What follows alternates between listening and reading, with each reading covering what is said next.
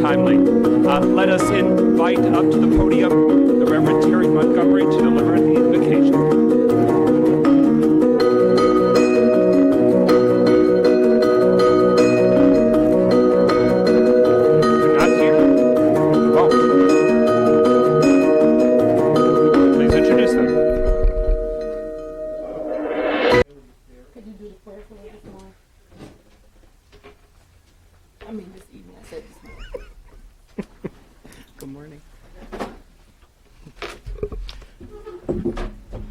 Good evening. My name is Pastor Barry. I'm Pastor Word Believing Christian Center Church at 156 University Drive. This is me and my wife first time being here, so we're honored to be here.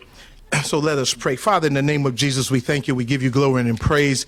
We thank you for this day. This is a day that you have made. We will rejoice and be glad in it. Father, as we come together to discuss different topics, we thank you for guidance. We thank you, Father God, for each council member, Lord God, that, Father God, even the mayor, Father God, that we all can get on one accord, move in the same direction for this great city of Pontiac. Father, we thank you now for all that you are doing, Lord God. And so, Father, we thank you for oneness.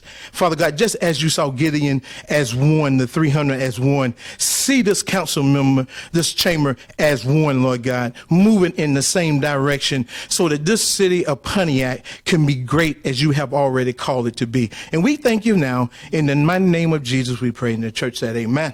Amen. Please stand for the Pledge of Allegiance. I pledge allegiance to the flag of the United States of America and to the republic for which it stands, one nation, under God, indivisible, with liberty and justice for all. Please remain standing for a moment of silence. We're going to read the names of those that we know in our community we have lost. First, we have Carl Calhoun, the father of Council President Pro Tem William Carrington. We send our sympathy and love to our colleague.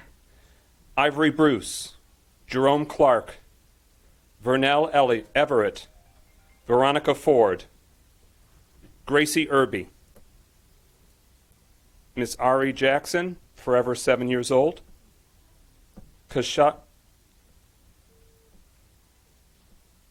excuse me, I don't want to mispronounce it, but Kasha Johnson, only 24 years old. Roosevelt Jones. Deacon James Pickens. Raven Robinson, only 25 years old. Maggie Solis.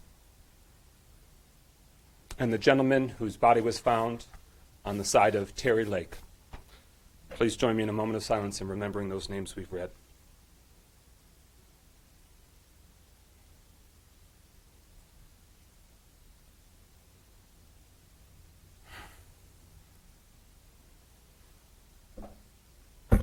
Thank you. Roll call, Clerk Doyle.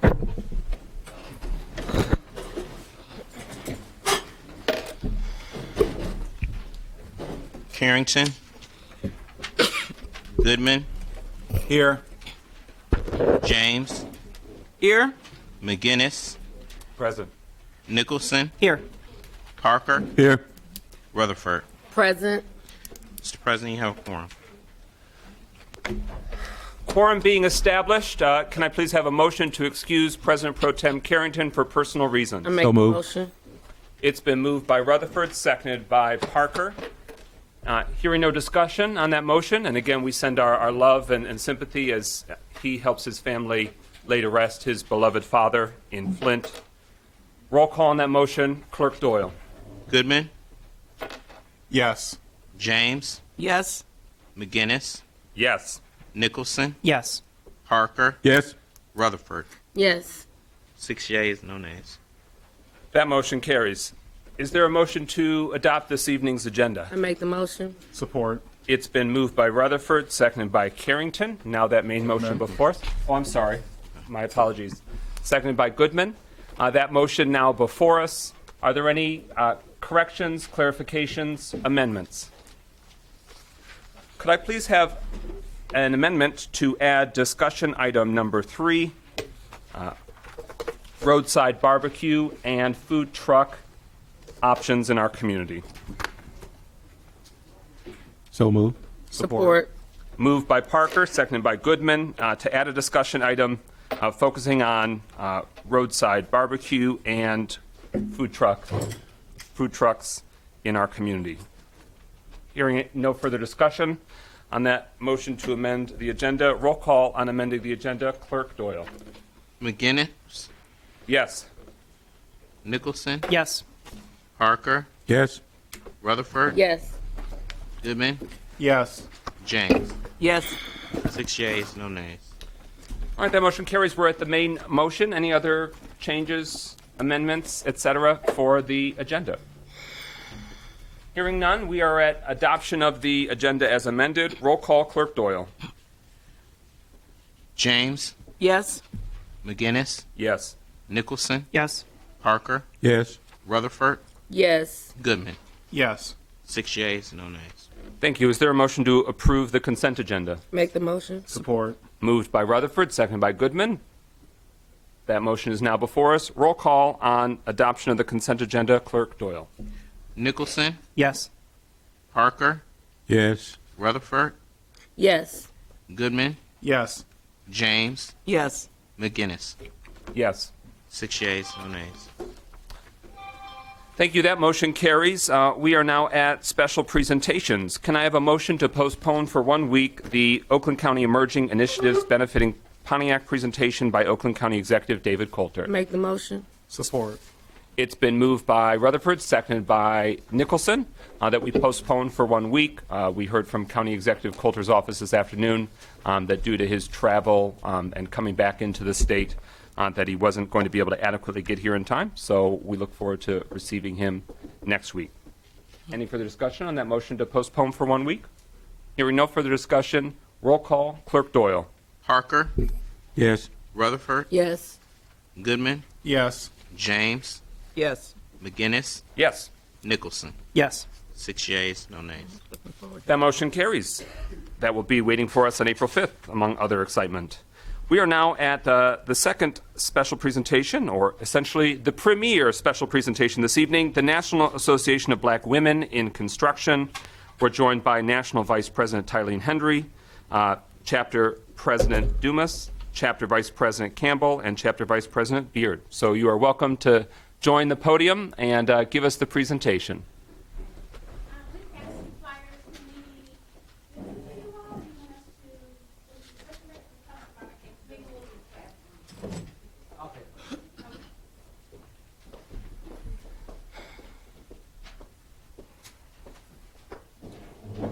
So I'm Regina Campbell, the Vice President of the National Association of Black Women in Construction.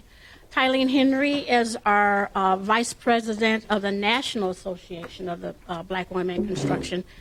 And so we're here today just to introduce ourselves. We've been, Tylene, you want to, let me pass those out and you do your part first. If we don't first.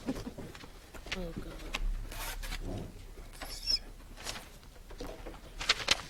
So we thought we were going to have time to warm up while our county executive was speaking. So thank you so much for having us today. My name is Tylene Henry, and as of this morning, I'm actually the president of the National Association of Black Women in Construction. Hey, round of applause, Oakland County's own. Thank you so much. I truly appreciate the welcome. I am a long-term resident of Oakland County. I grew up in Beverly Hills.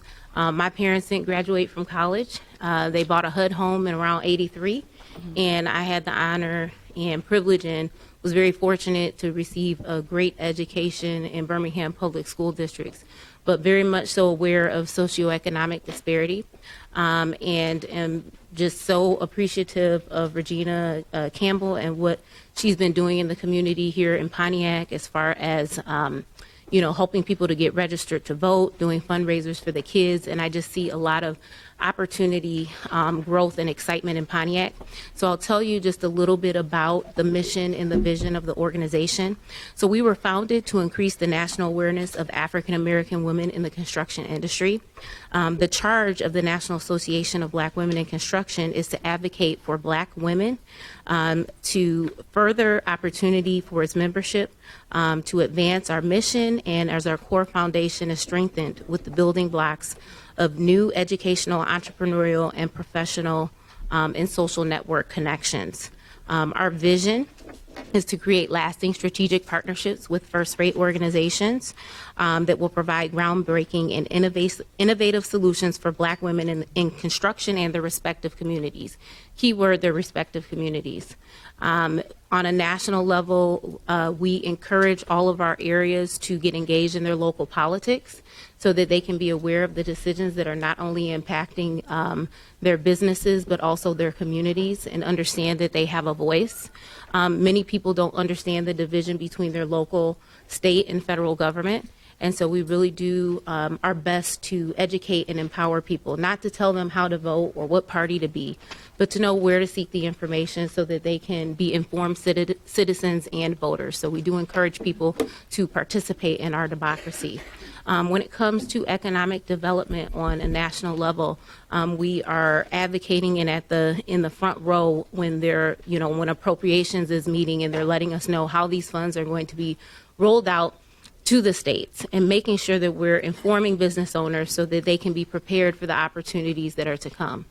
And that brings us to we have an annual event at the Congressional Black Caucus where we engaged our elected officials. And again, we're a national organization. We have representation all across the country.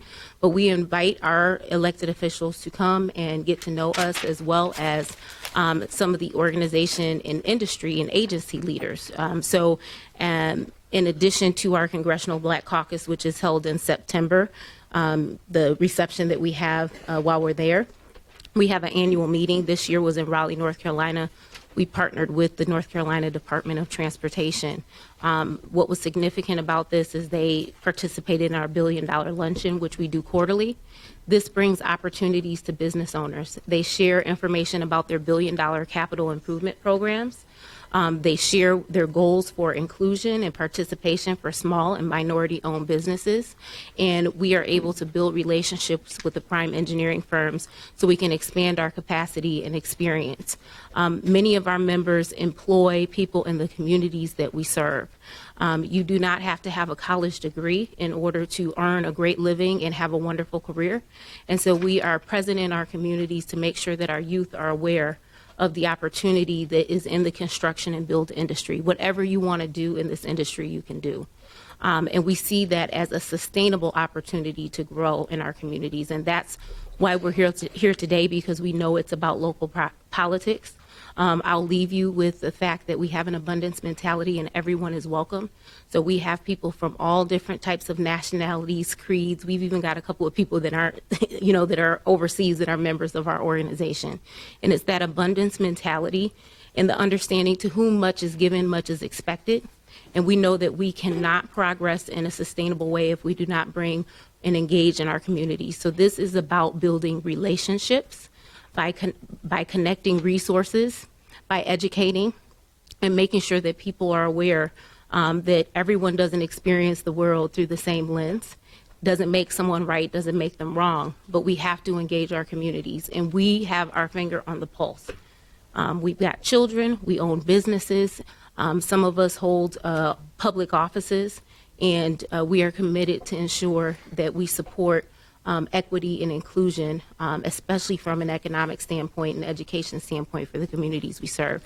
So again, my name is Tylene Henry. I have the honor and privilege to serve as the national president of the National Association of Black Women in Construction. I'm a lifelong Oakland County resident and very proud of that. And I am going to introduce Beverly Regina. I'm going to introduce Regina, who is a Pontiac resident, and she's going to share some information about what we got going on in Pontiac. Right. Thank you, Tylene. So, Ms. Henry, National President, Madam President, thank you. So, as Tylene just mentioned it, she has kind of gone over everything as it relates to our vision, our initiatives. What the purpose of me wanting to have this meeting today also was to let our community, as we move forward and grow in capacity and make a greater Pontiac, that you all know that we're here and that we can sit at the table when it's time to send out RFPs for contracts and our developers come into our community. We want to be actively involved. We want to be a resource. I don't know if we have already started on working on an executive order for construction or contract compliance in our community or in the city of Pontiac, but we want to help participate in working with you all on developing a compliance or executive order, giving you some feedback on minorities, business, local business enterprises, some of the challenges that we have when we're looking at RFPs and wanting to bid and sit at the table. So as we grow Pontiac, we want to grow with you. We're local businesses. And so I've been in the community for 32 years. I've been a licensed builder for 10. I have a restaurant for 32 years in the community. I'm going nowhere. So I thank you all for having us. And then I'm going to bring up Beverly Beard, who's also a vice president who was out of the Flint area. And she's going to talk about some of her educational initiatives and what they do as well. Thank you, Regina. Hi, as she said, my name is Beverly Beard, and I'm out of Flint, Michigan. My company is W.T. Stevens Construction, and I just want to, as Tylene and Regina have said and talked a lot about community, and I just want to give an example of how small businesses such as the ones we have can interact and engage the community. So we were the only female contractor on the lead remediation project in the Flint area during that lead crisis. So we worked on that project for 5 years. We changed over 5,000 lead lines in the city. During that time, we were very, very engaged with our workforce initiatives through Michigan Works. We were also engaged with the community college and the Metro Youth Build. And I'm not sure if you guys have a youth build in Pontiac or in Oakland County, but there are several youth build programs throughout the state. We hired over 40 community residents to work on our project. So we provided them a level of training. They got, some soft skills from the Michigan Works, and they helped us to, vet and select the best employees that would work well with us. And as you know, anytime you're working on municipal projects, you're getting prevailing wage. And so I think the lowest wage that was provided to some of the residents was $33 an hour. So you can sustain your family on $33 an hour. You can, buy houses and buy cars and do the things that you normally would not do. After the project ended, after we were off of the project, some of our employees, we were not able to retain everyone, but some of them went on to work directly for the city of Flint as inspectors, as machine operators. So we started them out with, doing general labor, and as their training continued, they got training in OSHA safety 10 and 30, how to do the use trenchless methods to do underground and utility location. And so it was a very, very positive experience for them.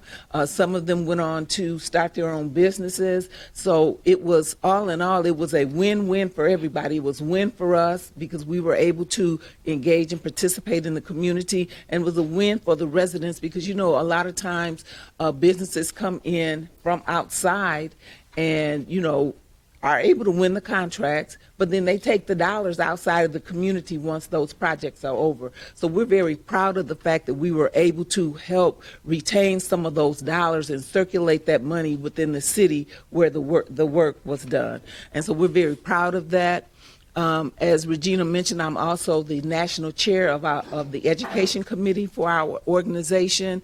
And so we provide career exploration for young people, college students, high school students, so that they have an idea of what kinds of positions and careers are available in the construction industry. Everybody's not going to go to college, so we want to present some options to them so that they know that these options are available, that trade schools are available, that living wages are available. So those are some of the things that we do as an organization, helping them to find career paths as well as assisting with entrepreneurship if they're, at a point where they want to, try to strike out on their own. We help them develop businesses as well and point them in the direction of resources that are able to help them do that. So we feel like NABWIC is a positive organization that impacts the community positively, and we think that, with Regina and working together with you guys, that we can help impact your community as well. So thank you very much. Thank you very much for your presentation. Round of applause would be in order. Any questions or feedback from council members for this evening's presenters? Councilman Goodman.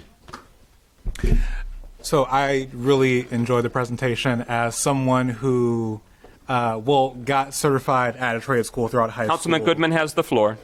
Councilman Goodman has the floor. It's extremely nice to see someone actually talk about trade school and talk about the alternative routes to actually get people to where they need to go. To have Councilman Goodman has the floor. Councilman Goodman, please continue. And especially when it comes to talking about, typically oppressed groups, specifically in this case, black women in the industries of science, technology, engineering, and math is extremely important. So I'm, again, extremely happy and excited to have you here speaking and talking about this because, we're having a conversation around real possibilities that people actually have access to that can make real change. And it's not just in a sense of, hey, how can we help out just ourselves, but when you have the conversation around these opportunities around black women in STEAM and STEM, there is a greater conversation had around, how do we uplift large groups of people with real actual opportunities. And I keep bringing that up because that is what you are discussing, and it's an amazing thing, especially in regards to a city like ours. So, again, thank you for taking the time out of your day. Thank you. Councilwoman Rutherford. First, I want to say this is absolutely awesome that we have 3 strong, educated black women presenting themselves in an industry that we are not only marginalized, but we're limited to. And so my question is, how do we as a council empower you to get more involved with city contracts? What is the things that I can do to help you further along your progress so that sisters can do it for themselves? How do I help you? So engaging us in the process. So typically what we've learned from our national presence is that areas, municipalities, counties that engage us in the process, oftentimes we can give valuable feedback, especially as it pertains to small business programming. We oftentimes don't know what we don't know, and you get some big time consultant from a large construction company coming and saying, this is how you're going to engage small businesses. But oftentimes that voice of the small business or the entrepreneur is not present. So engaging us in those processes, being very transparent about how dollars are spent, the budget and the plan. So that helps us to not only prepare our businesses, but other small businesses that are in the build industry, so that when that opportunity presents itself, if they need to create a mentor-protege relationship or joint venture relationship, that empowers us. And then as well, holding the companies that are winning some of the larger contract opportunities accountable to ensure that they are engaging and making sure that they're training and hiring people in the local community. So when we hear about the ordinance, that's very exciting because we do have, case studies and ordinances from other cities and municipalities around the country, and we can, share some of that information and best practices and support to make sure that the citizens in Pontiac are able to participate in the economic development that's coming as a result of the capital improvements that are happening here. Thank you. Councilman Nicholson? Just to add, yes, ma'am. Yeah, to add a couple points to that. A couple of the things that we did in the Flint area it's very important how the packages come out. So sometimes they come out in such volume that smaller businesses are not able to capitalize and to buy on those projects. So any unbundling that you are able to do would be a great incentive to small businesses to even, look at those projects and try to bid on those projects. The other thing that they were able to do is they instituted a program called incremental bonding, where when they unbundle those, say like I'll just say, for example, a contract is $1 million. They would allow the contractors to bond $250,000, for example, and then once they had performed that work, they would release that portion of the bond, and then they could bond the next $250,000. So there are some strategies that we can use to ensure that smaller businesses are able to participate in the contracts that are coming out. Thank you. I've got one thing to say as well. So Beverly does a lot of commercial and heavy utilities. I'm primarily in the residential sector. And one thing that I can say, I do bid on the Oakland County Home Improvement Program. But one thing that I've noticed is that a lot of our senior citizens in our community are not qualifying for that. So I think there should be some type of program to where, like my dad got a notice to have his house improved, and he really needed it. And it was a matter of someone approaching him and saying, Mr. Jackson, you've got your insurance, you got this, let's just put this together. But he never applied for it because it was so intimidating.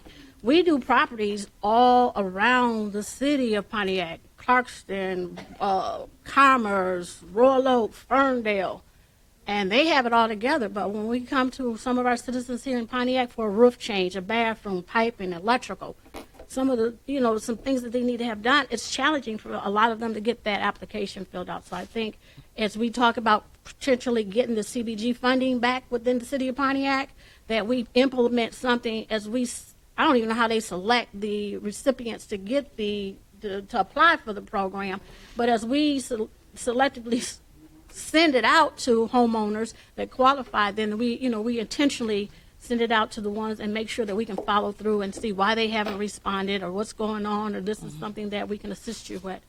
And so I'm very passionate about our senior citizens and having their homes livable and not living in, hazard conditions or unsafe conditions. So. Thank you. Councilman Nicholson? Thank you. Those are all really valuable and tangible things that we can take back and implement. We are, starting in July, our next fiscal year, going to be doing a tremendous amount of hiring in the DPW and building and safety departments.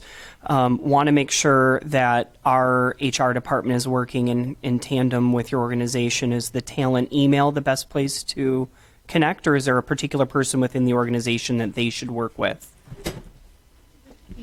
So Detroit at nabwic.org is the best way to connect with the organization. And Regina Campbell, who is our vice president, she is going to be leading the efforts, but we typically have all of our communications go through that email. Great. Thank you. Councilwoman James. I think, first of all, it's been a great presentation, and I'm just delighted to meet you and to hear the great work that you all are doing. I'd like to know, is there a official Pontiac chapter, or is it mainly focused toward Detroit? So we don't have a Pontiac chapter. It's called the Detroit area, but we have membership representation. We've got members that are in Illinois and Iowa that are a part of our chapter. Okay. So we're pretty well represented across southeastern Michigan. Typically, in order for an area to charter, that we need to have at least 30 to 50 members in that area. So we hope that as we continue to expand and raise awareness of the organization, that would be a possibility. But we have our vice president here that has been spearheading and leading efforts for the past few years here in Pontiac, so we're very confident that that's a possibility in the near future. Councilwoman Rutherford. Last question: how does one become involved in, as far as like sign up to be a part of membership for y'all organization? www.nabwic.org, and you click join now, and you become a member and a part of an amazing organization of people that have an abundance mentality and have a heart to serve, and to ensure that there's inclusion and that everyone has opportunity to grow sustainably. Thank you. Any other council members wish to have the floor? Thank you very much for your presentation and for your time this evening. Thank you. And congratulations again, National President Eileen Henry. Recognition of elected officials. Are there any elected officials here this evening that wish to have the floor? We are now at agenda address. Councilwoman Rutherford, do we have any signed up for agenda address this evening? Yes, we do. We have two. Agenda address allows citizens to comment on agenda items on the agenda. The council gives you 2 minutes to speak on any agenda address. The first one we have is Claudia Filler.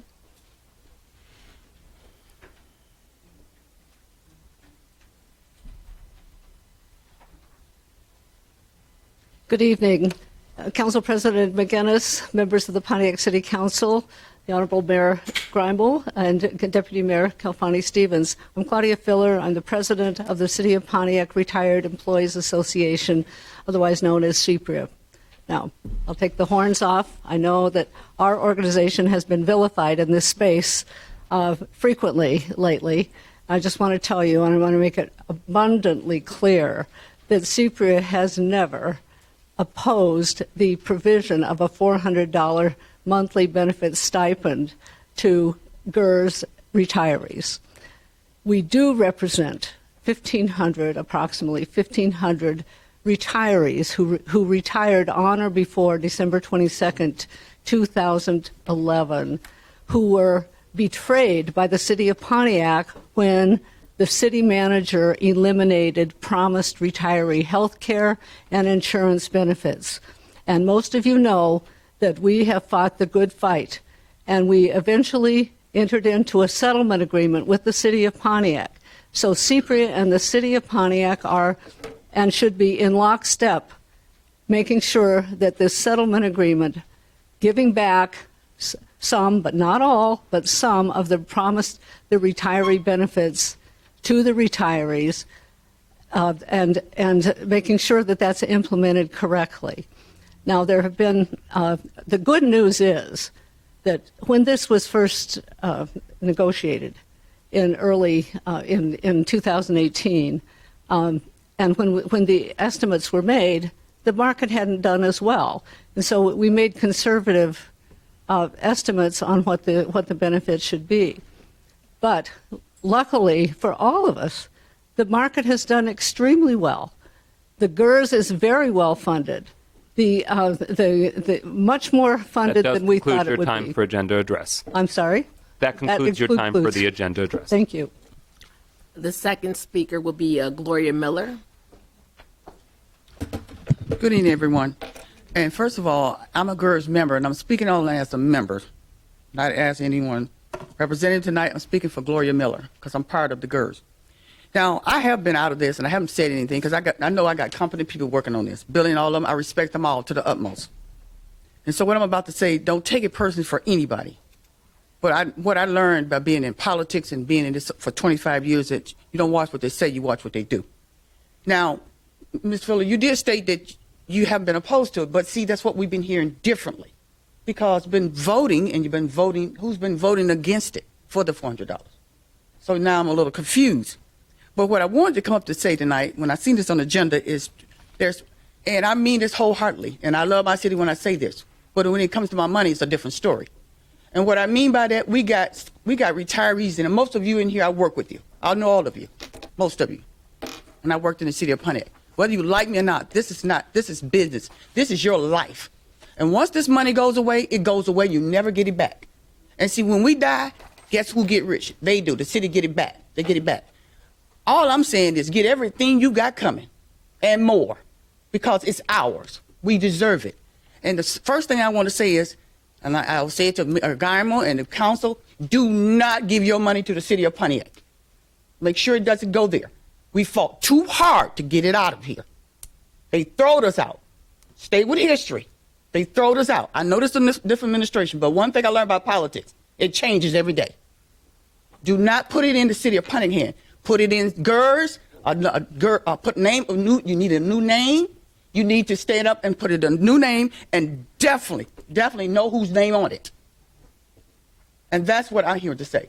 That's from experience of being here. Do not let it go to the city of Pontiac. Put it somewhere in GERD or somewhere where we know that we can handle this money until we get it together. Thank you. Thank you. That concludes the agenda address.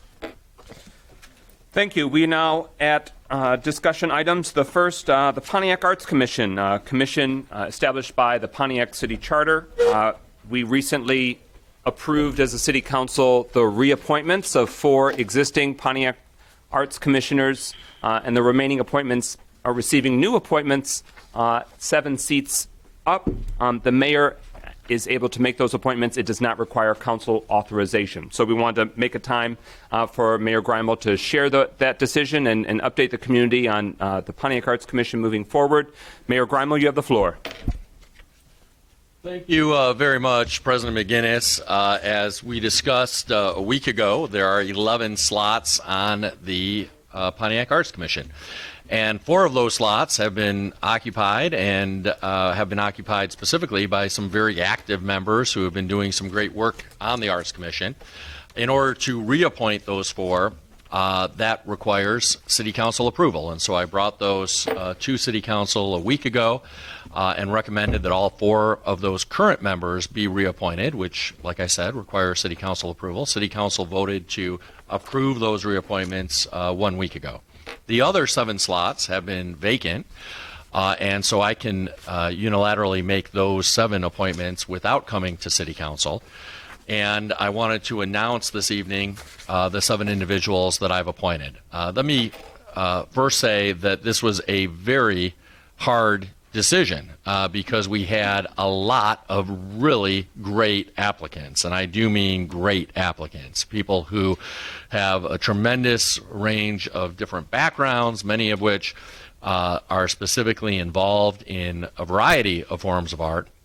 And so this was on the one hand, a very difficult decision. On the other hand, it was actually very uplifting to see the amazing talent that is in our community. And it's a good problem to have when we have so many amazing, talented people who have so much to offer the community and are so willing to offer it. So if you're watching and you applied for the Arts Commission but were not chosen, please don't take it personally.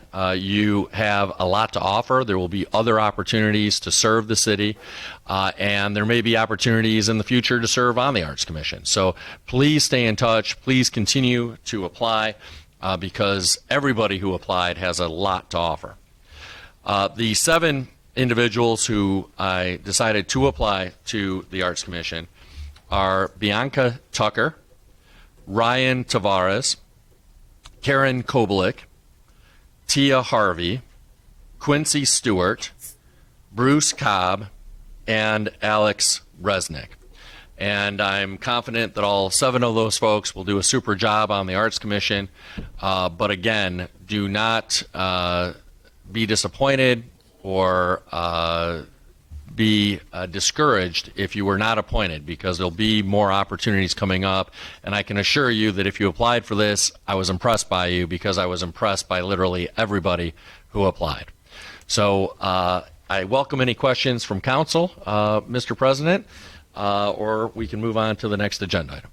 Thank you. Council members wish to be recognized. Councilwoman Rutherford. Just a question: what was the age demographic of the people that was chosen for this committee, and also what was the makeup of it, as far as like how many women, how many men? I didn't understand. Yeah, the end result is pretty evenly split between men and women, and I don't have the exact numbers. We also tried to make sure that we were increasing the diversity of the Arts Commission in terms of its ethnic makeup, because historically, to be blunt, it has not been all that diverse. And so we really tried to make sure that we were increasing and improving the ethnic diversity of the commission. In terms of age, we tried to have a decent smattering of age, and we tried to appoint some additional folks who are a little bit younger than the historic age demographic as well. Historically, it's tilted a little towards the older range of the age demographic, and so we tried to be mindful of that and tried to appoint some younger folks to it as well. All right, thank you. Councilman Nicholson. I just wanted to say thank you. And hearing those names, I see people represented from areas of art that weren't previously. I think that it's especially nice to hear people, especially in music and graphic arts, that were chosen. And I think that group of people will be able to lend their skills to making this a really strong commission. So thank you very much. Others that wish to have the floor? Mayor Greimel, if you want to extend the invitation to anyone that's in the audience this evening that's one of your appointees, if you wanted to have them briefly take the podium, that's in order but not required.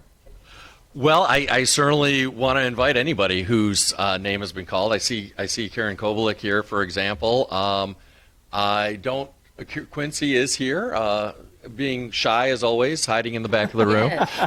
So Quincy, Karen, I don't know if I'm missing anybody here who's here that I haven't noticed, whose name I read. But if either of you would like to say a few words, you're certainly welcome to. All right. Well, thank you very much for this discussion. Thank you, Mayor Greimel, for the decisions you've made. Congratulations to those appointees. Next discussion item is violent crime prevention strategies. This is a continuation of a very important and very crucial conversation we had at last week's council meeting. I want to give the floor to Mayor Tim Greimel to begin the discussion. We have long had too much violence here in Pontiac. That's not unique to our city. We've seen too much violence across our country. We've seen too much violence, frankly, around the world. But we saw a spike in homicide beginning last year, and that spike, sadly, has continued into the first few months of this year. We have far too much violence in general, but especially gun violence. And it's long past time that we actually did something about it. The tragedy of 2 Fridays ago with the murder of 7-year-old Araya is particularly heart-wrenching. It's particularly outrageous. I know that all of us here in the city mourn for Araya, and it really underscores the urgency of taking action. We've seen a lot of anti-violence marches over many years. We've seen a lot of town halls over the years. And those events can be helpful in terms of being a cathartic opportunity for the community to come together to mourn. They can be helpful in trying to establish community norms that violence is unacceptable. But they alone are not going to solve the problem. And we had a town hall last Wednesday. But we really need to look at concrete actions that we can all take to try to reduce the incidence of violence. The Sheriff's Department does a pretty good job responding to crime, including acts of violence, but relying on a police response alone is not going to solve the problem. It's not going to reduce the actual incidence of these things occurring, at least not appreciably. And so we've got to do more, not to respond to crime after it's occurred, but to actually prevent violence from occurring beforehand. And I don't pretend to have all the answers. All I know is there's not one silver bullet. If there were one easy solution to this, we wouldn't see the epidemic of violence that we see across the country. But what I do know is that there are some proven strategies out there. I know that we need to do more when it comes to youth recreation and enrichment programs. And as I've talked about at previous city council meetings, we're developing a specific plan to actually implement meaningful youth recreation and enrichment opportunities in the community. I know that we need more when it comes to early interventions, whether it's family counseling or mental health services. I know that there's more we need to do when it comes to setting community norms, that this kind of behavior, that resorting to violence is just plain not acceptable. It should not be an option. But again, I don't pretend to know all the specifics. That's why we've decided to establish an anti-violence commission with respected community members so that they can look at the options and actually come up with specific recommendations. The idea here is that the Anti-Violence Commission will be established for a 6-month period.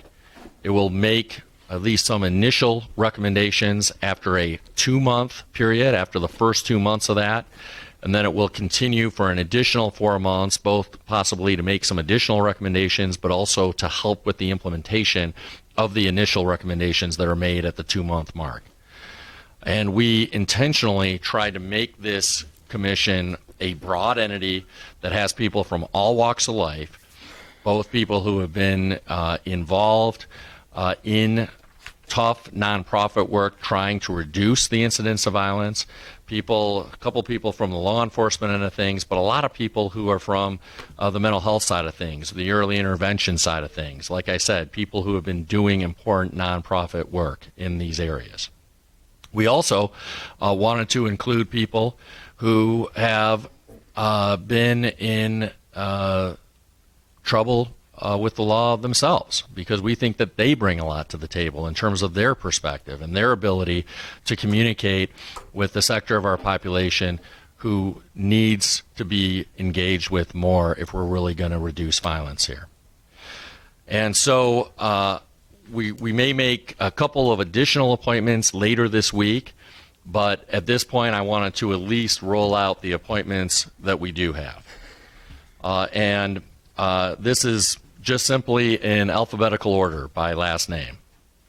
The appointments include retired Oakland County Sheriff Sergeant Herman Bishop, Norbert Burrows, the CEO of I Am the Village, Charles Buff Dickerson, most famously of Buff Loves the Kids, Gil Garrett, the president of the Pontiac School Board, Pastor John Gunn of the Power Company Kids Club, Raheem Harris of Pontiac Universal Crimes, Pastor Douglas Jones of the Greater Pontiac Community Coalition, Brian Killian Bay, the founder and CEO of Mott, Thomas Lawrence, the clinical director at Life Beyond Reentry, Dustin McClellan, the CEO of the Pontiac Community Foundation, Pastor Derek McDonald of Prospect Missionary Baptist Church, Merlin Para, Student and Family Liaison at Walton Charter Academy, board member of Honor Community Health, and radio host who hosts the radio show Aprendiendo con Marilyn with Radio Centro Multicultural. Angela Powell, who's the chair of the Sheriff Relations Team. Tamika Ramsey of T. Ramsey and Associates. Samino Scott of the Pontiac Collective Impact Partnership. Delia Sharp, the CEO of Identify Your Dream Foundation, and Judge Cynthia Walker of 50th District Court. As I said, we'll likely make a couple of additional appointments in the coming days. There are some people who I've reached out to but haven't heard back yet because they're out of town, so stay tuned. But this is truly urgent work, and it's incumbent on all of us in the community to help with this work. Talk is cheap. We need concrete action, and that action starts with the convening of this anti-violence commission. We've got to do more, not just to talk about reducing violence, not just to feel sympathy for those who are affected by violence in the community, but to actually take action to reduce the incidence of violence. And with that, I welcome any questions from you, President McGinnis, or other City Council members. Thank you. Want to get a lot of dialogue going. One of the elements of this commission is to have a member of the Pontiac City Council serve as a liaison and a resource. This is not a subcommittee of the City Council, so we're not populating it with multiple council members, but it's important for us to have a link and a bridge. My appointment for that is Councilwoman Kathy Lee James, due to her strong advocacy for the creation of this commission, but also because of her time availability, because this will be a lot of work, a lot of time, a lot of gatherings, and for her to be able to respond very proactively, but also to come at it from her very valuable perspective. We looked at all of the appointments that the mayor had made, and we wanted to make sure that it was helping complement and balance the community profile and to have a broader perspective. Every one of these council members would have been a strong addition, but we stand here as a resource. For example, President Pro Tem Carrington, with his professional background in data, statistics, and medical research with Wayne State University, will be there to be an empirical resource. Every one of you from each corner of our cities are impacted, our districts are impacted by violent crime. And so this is not something that any one council member or any one council district has a monopoly on, and we stand as a resource and stand eagerly because we'll be on a part of the implementation phase. A lot of the recommendations that are going to come, we're going to have to vet, review, strengthen, and see what's feasible, what we can afford. There are already some quick actions that the mayor's office and council had already been working on, and I'll defer to the mayor if he wants to announce some of those new technologies that we are implementing in the city to help with violent crime prevention. But first, want to open up for colleagues to have the floor. Councilwoman Rutherford.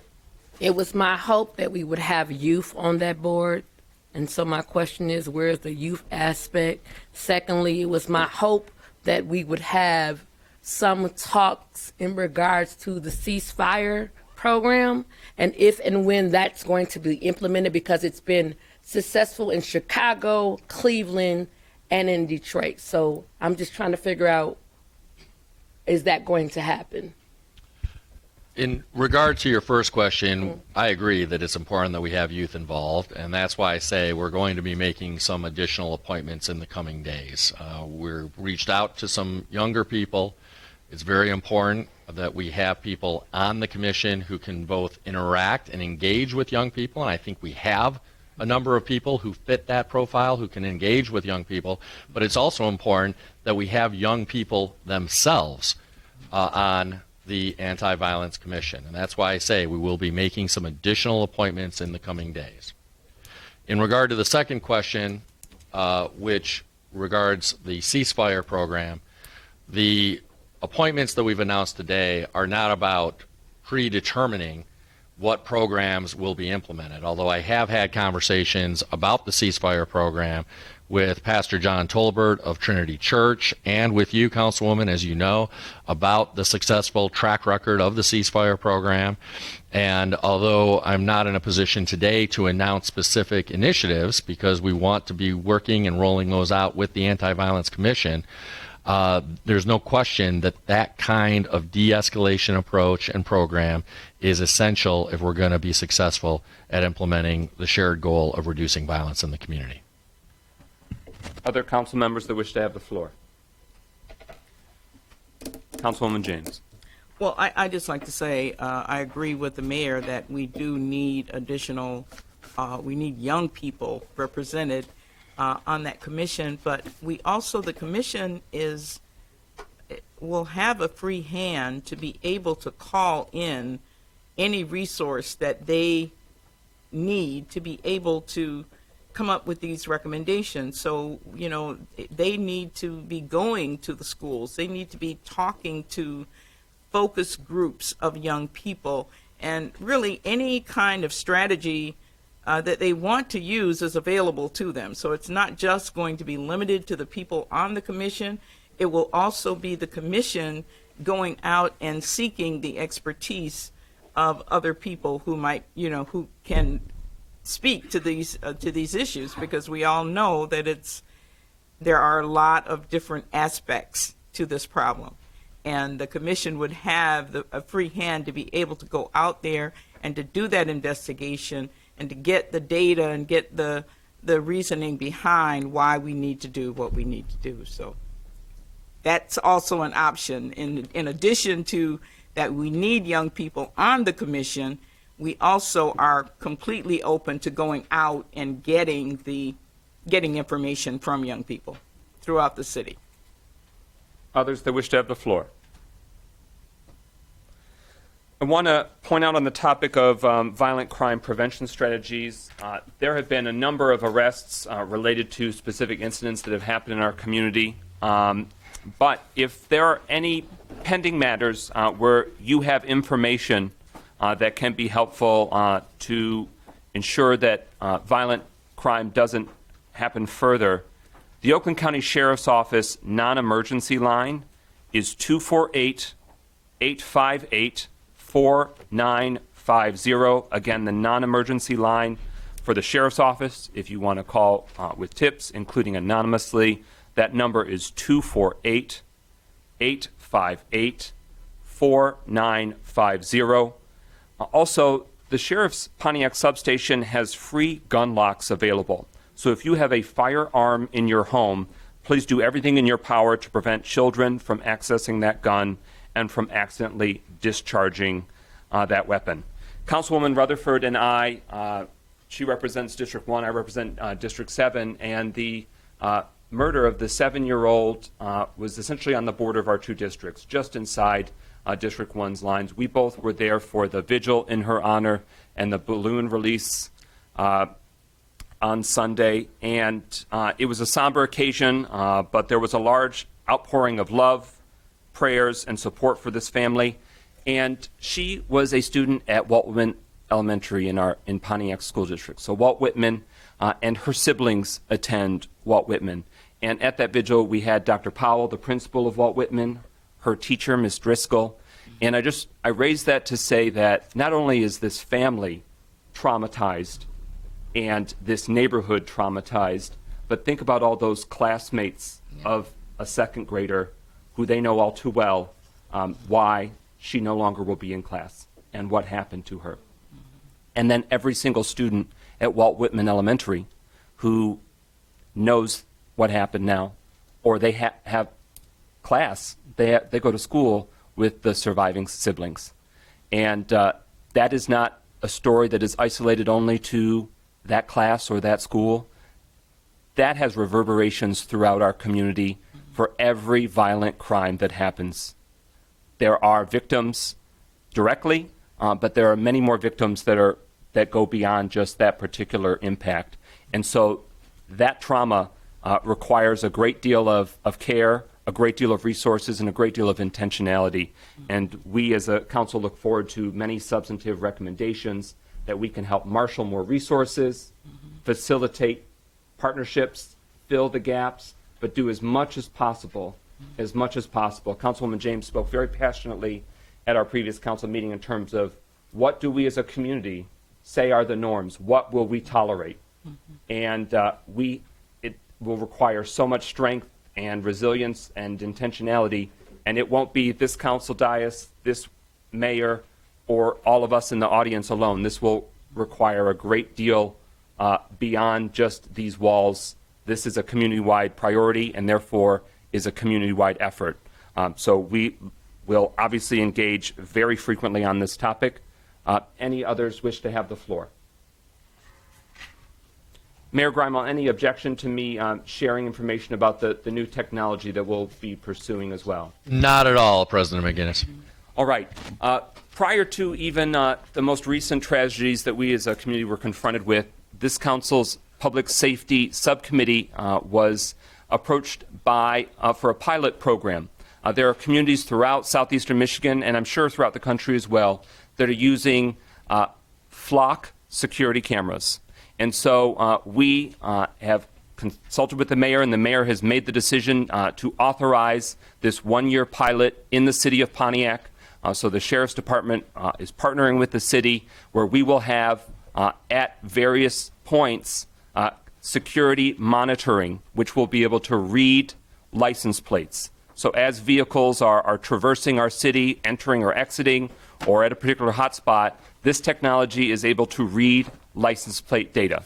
There's a number of protections that are included, but it is important to note we won't be saying explicitly where those are located as best as possible, so that way it maintains the deterrence. But just know that if you are fleeing a felony, if you are an Amber Alert to say that there's a child abduction that's underway, or other serious felonies, that there is technology that is legit able to read your license plate, and if that is in the state's database of vehicles that are actively involved in a crime or wanted, this will not be utilized for civil purposes. It's not about are your tags expired. That's not what it's about. It's about trying to track vehicles that might be fleeing the scene of gunfire, and there's a vehicle that's wanted. That's the deal. And so we wanted to make sure the community was aware that we'll ensure that safeguards are in place, but that is a pilot that will be in our community for this coming year. Councilman Goodman. So to that point, as a person who has grown up in Pontiac my entire life, I do obviously have concerns and real want to change our city, especially when it comes to violent crime. However, personally, as an individual who has lived in America as a black person, I do obviously have some concerns when it comes to this. So unfortunately, I will kind of be on the administration to show the implementation of this that is not causing any undue problems that are outside of, well, the scope of the issue that we're trying to fix. Other council members that wish to have the floor. Councilwoman Rutherford.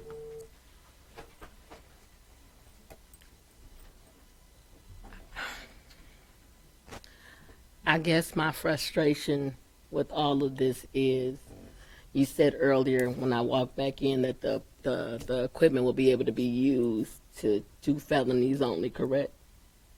Tracking, correct? I don't want to speak explicitly to technology that I'm not the first resource, but the Public Safety Subcommittee, so Carrington, James, and McGinnis, received a presentation from Lieutenant Jacobs with the Sheriff's Department that gave the breakdown for how it can be utilized. So are we now becoming a police state in a sense? Because my question is, how do we ensure, I'm just asking because it seems like no one else is going to ask this question, how do we ensure that it's not misused or mishandled from our side? Or is there anything that's going to make sure that it isn't? Because sometimes when we give people toys, it can oftentimes be abused. So how do we ensure that that doesn't happen? The mayor and the city council will be what's ensuring that it isn't happening, and also the sheriff's department is ensuring that it isn't happening. So it's an ongoing effort. Okay. Yeah. And Councilwoman James. it is a trial, and it's one that we will be observing closely to see if it does meet, the goals and objectives that we have for it. It is just a trial, and it doesn't really get into felony kinds of things. This is just software that allows you to read if a vehicle is currently in some kind of an altercation, if that vehicle is stolen, if that vehicle is being used or has been used in the commission of a crime. That's it. As President McGinnis said, it does not have anything to do with is your license expired and all the other stuff. Strictly if that vehicle is actively in the database as one that's being sought after for a particular reason. So, and again, it's a trial. We will be evaluating it. We're all sensitive to how it can get out of hand. So it's a trial. It will be evaluated. Mayor Grimo. I want to emphasize that I take all of these concerns very seriously myself, and although I'm very open to doing this, I want to make sure that we get those questions answered before it's implemented. And we collectively, as the city's elected officials, have some control over the details of how it's implemented. This cannot be implemented unless and until City Council votes to approve allowing the use of public right-of-way for the location of these devices. And I've shared that with President McGinnis and President Pro Tem Carrington. And so this won't be implemented unless and until City Council votes to allow for the use of public spaces to locate these things. But I have some additional questions that I'm looking for answers on about some of the details here and about how we might be able to constrain the use and application of these to specific circumstances. So more information to come for sure, because I at least share all of the concerns that have been expressed, and I think all of us have some additional questions that need to be answered. Councilman Goodman. Because the thing is, it's not necessarily that obviously that I am afraid of us trying to, implement new technology and policies to protect our city, because that is what we're tasked to do. However, the concern for me, again, comes from, informed trauma experience of seeing how these things are carried out. I mean, the fact that we've watched, for example, cities attempt to introduce AI and facial scanning, and the fact that can't read faces of color. Right. So when we reach the point of, okay, well, if that's the technology that is attempting to be used in some places as a trial, you obviously, the concerns translate of, okay, yes, this is a new way of doing things that may truly make things for the better, but what are the hiccups, and also how massive are they? Because to be clear, the very last thing that I want is for someone who hasn't committed a felony to somehow get caught up in the trial end of the system and something happens to an innocent person. Not saying that it will, but you have to be aware of those things when we talk about new technology, especially when it comes to policing, which, if, again, all of us are aware, our communities don't have the best history with policing and technology related to it. But again, those are just my concerns. Mayor Greimel? Again, strongly agree with all of that, and want to be really clear as well that we are not talking about facial recognition technology. I know I'm not saying you said we were, but I just want to be clear that we've seen the problems and inherent bias in the application of that technology, and this has nothing to do with facial recognition technology, just to be clear. It's technology that, if council decides to go down this road, would involve the reading of license plates, numbers, without regard to anybody's personal appearance.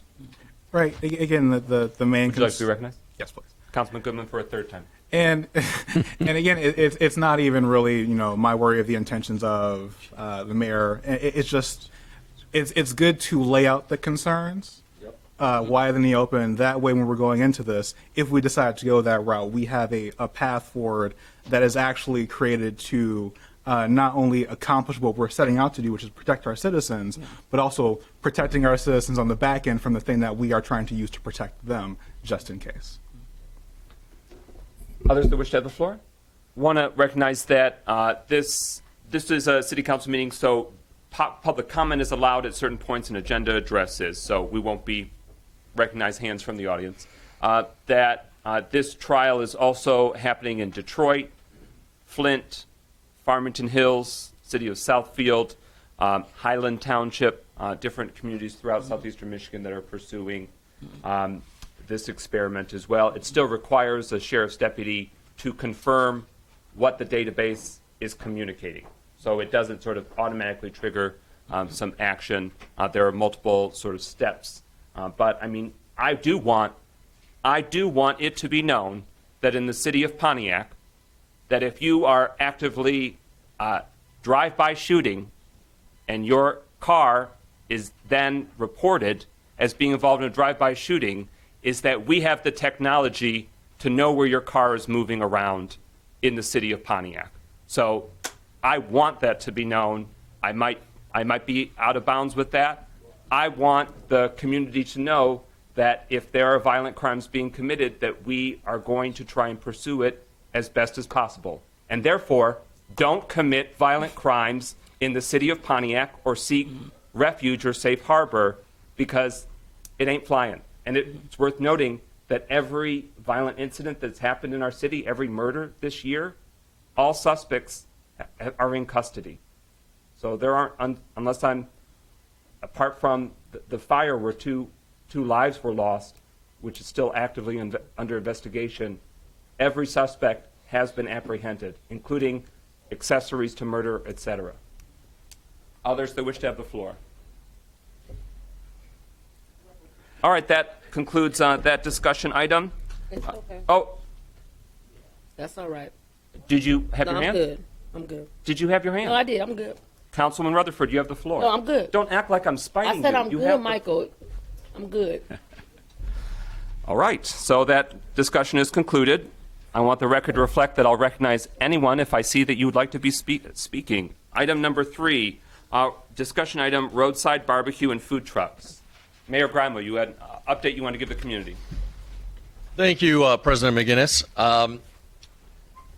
It is very important to our administration, I know it's very important to City Council as well, that we support our local businesses. And that's particularly true of our local entrepreneurs, those who are hustling really, really hard to get by, to expand their businesses.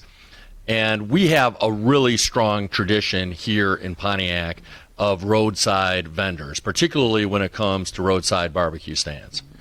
And so I, like many in the community, was concerned when I saw a social media post last night that expressed some confusion and frustration in dealing with a city department around trying to obtain a license to allow for the operation of a barbecue business. And so this was brought to my attention late last night. We immediately got to work on it today. And the challenge that we have here at City Hall is that we have an ordinance in place that is not particularly clear and not as conducive, in my view, as it should be to allowing and encouraging business licenses for roadside food establishments, particularly, like I said, long-standing food entrepreneurs who are from Pontiac.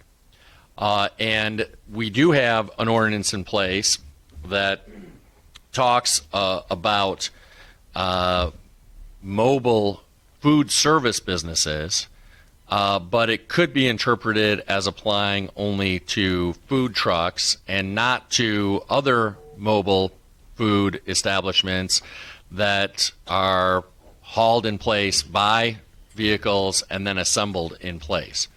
And so in order to address this challenge and make sure that while we consider some revisions to our city ordinances to make sure that barbecue businesses and entrepreneurs can continue to operate, I've decided, and I did in fact, issue an executive order today from the mayor's office clarifying that the mobile food service ordinance in place does allow for barbecue entrepreneurs to operate and obtain licenses. So that's number one. So if folks have a barbecue business out there, come on into City Hall and get your license because we welcome your business here in Pontiac. Number two, the ordinance actually caps the total number of, again, mobile food vendors Mayor to Grindle 10. has the floor. To 10. And I believe that we should be increasing that number. Again, it's a little unclear whether that number applies just to conventional food trucks or to all mobile food vendors. And so the executive order also clarifies that there is no limit when it comes to these establishments. So again, Pontiac is open for business. That's especially true when it comes to our own local entrepreneurs. We support you, and we're going to do everything in our power to encourage and facilitate success for Pontiac-based businesses. In the meantime, thank you. We're gonna bring a proposed revision of our city ordinance before City Council very quickly so that we can get this situation tidied up and make sure that we have a permanent, proper ordinance that, again, encourages and supports our local businesses instead of putting up roadblocks for them. Thanks. Councilman Goodman, then Nicholson. First of all, I do want to thank the administration a lot for getting to work on that. We saw the same post, and just so happened when I had purchased tacos to have lunch with the administration, it just so happened to fall in our lap the post from last night, and to see that they were already in the motions of trying to resolve the concerns that many of us have, including myself, who has, in my opinion, the best taco trucks in the city, because they're on Baldwin and they are in mine.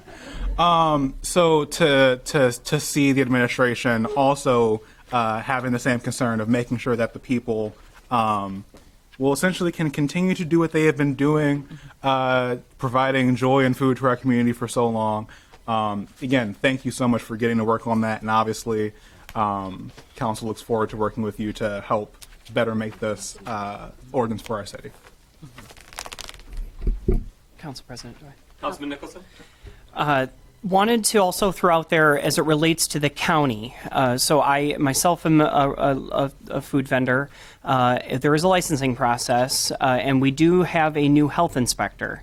That new health inspector, we've had the same health inspector for 12 years. So we've benefited from relationships and people understanding and knowing each other. We have a new person. So it's really important that, one, this be done so we could take our business licenses and then go to the county to apply for the proper permitting processes. But those are not cottage food opportunities. They do have to be inspected.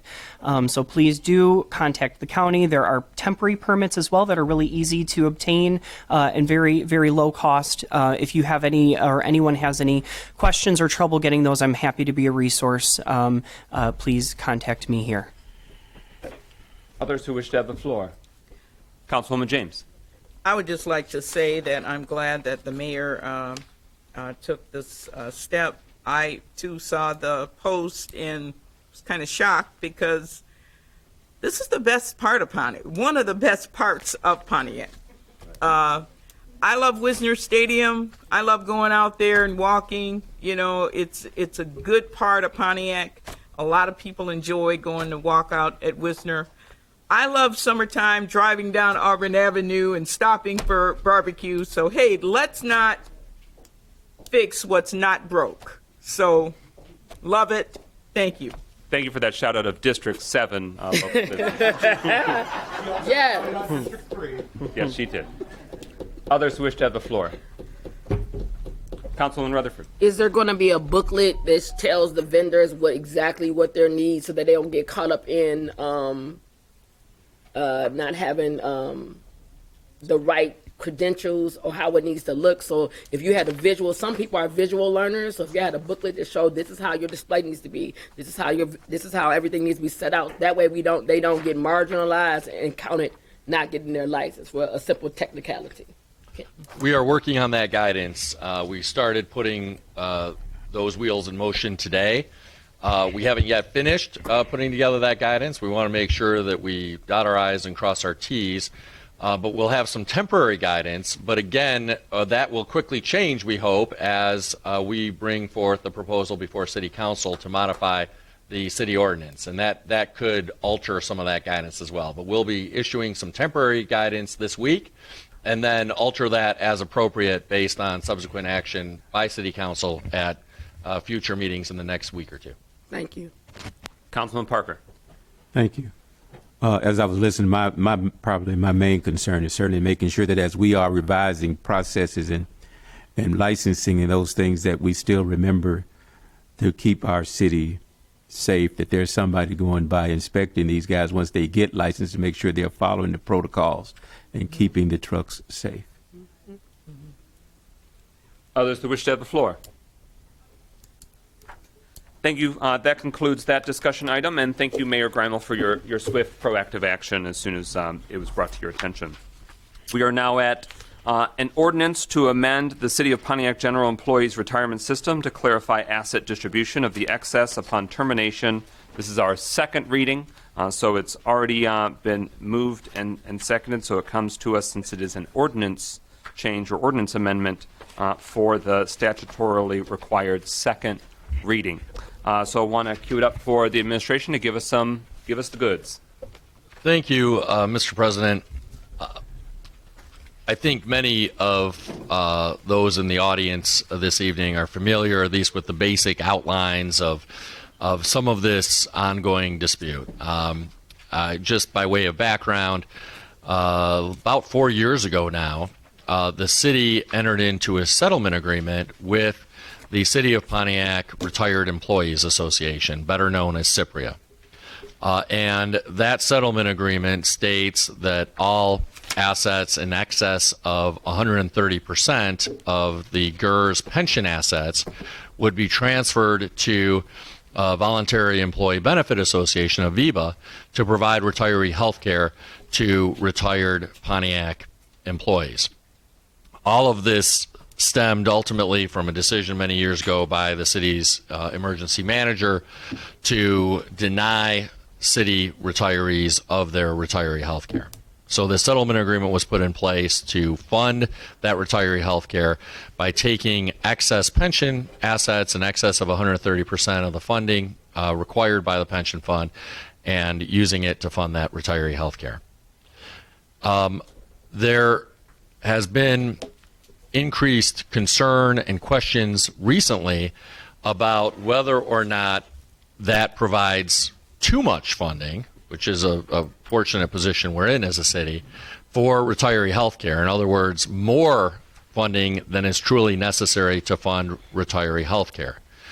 And that in so doing might deprive the GER system of enough funding to continue a monthly stipend for retirees. Retirees had been getting a $400 monthly stipend since the emergency manager's order denying retiree health care to them. And that $400 monthly stipend was ended back on February 1st, or sometime in February to be more specific, as a result of retiree health care being reinstated, and as a result of there being some question about whether the pension fund would retain enough assets to be able to responsibly afford to continue this monthly stipend. My own view is that we don't need to transfer as many funds to the retiree health care fund as originally contemplated by that settlement agreement, because there's currently being held back about $58 million in the pension system. And even without that fund, those funds being transferred to the retiree health care fund, the retiree health care fund is funded at 185% funding. In other words, it has that much more assets already than its liabilities. So it should be able to easily afford paying for retiree health care expenses with the assets already transferred there. And so I would like to see the remaining $58 million in pension funds stay in the pension system, which would both ensure that pensions are secured for many years to come, while also allowing for the possibility that the system could afford the continuation of some level of monthly benefit. Having said that, and having said what my personal preference is, which is that these funds remain in the pension system, it's very important that we not expose the city of Pontiac to any unnecessary litigation.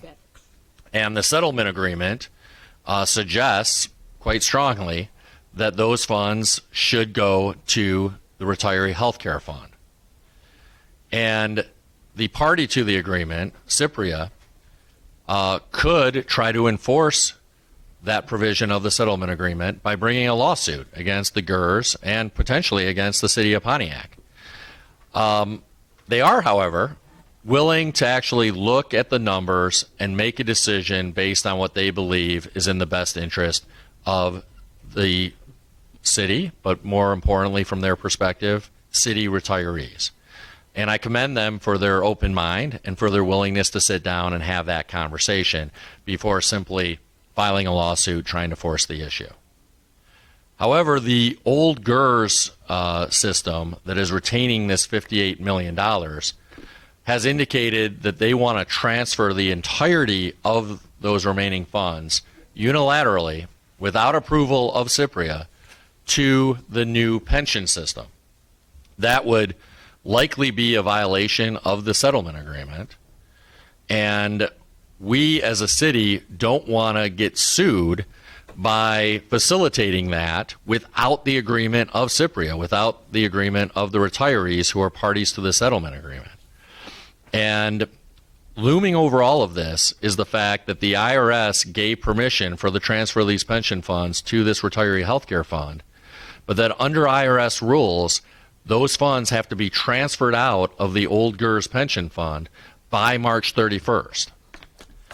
And so there are a few options here. One option is to transfer those remaining roughly $57 million to the new GERS pension fund unilaterally by GERS without the approval of Cypria before March 31st.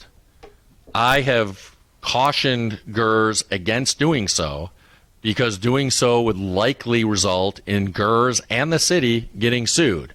And I, for one, am trying to reduce lawsuits against the city. I don't want us to have to incur additional attorney's fees. So that option I don't support.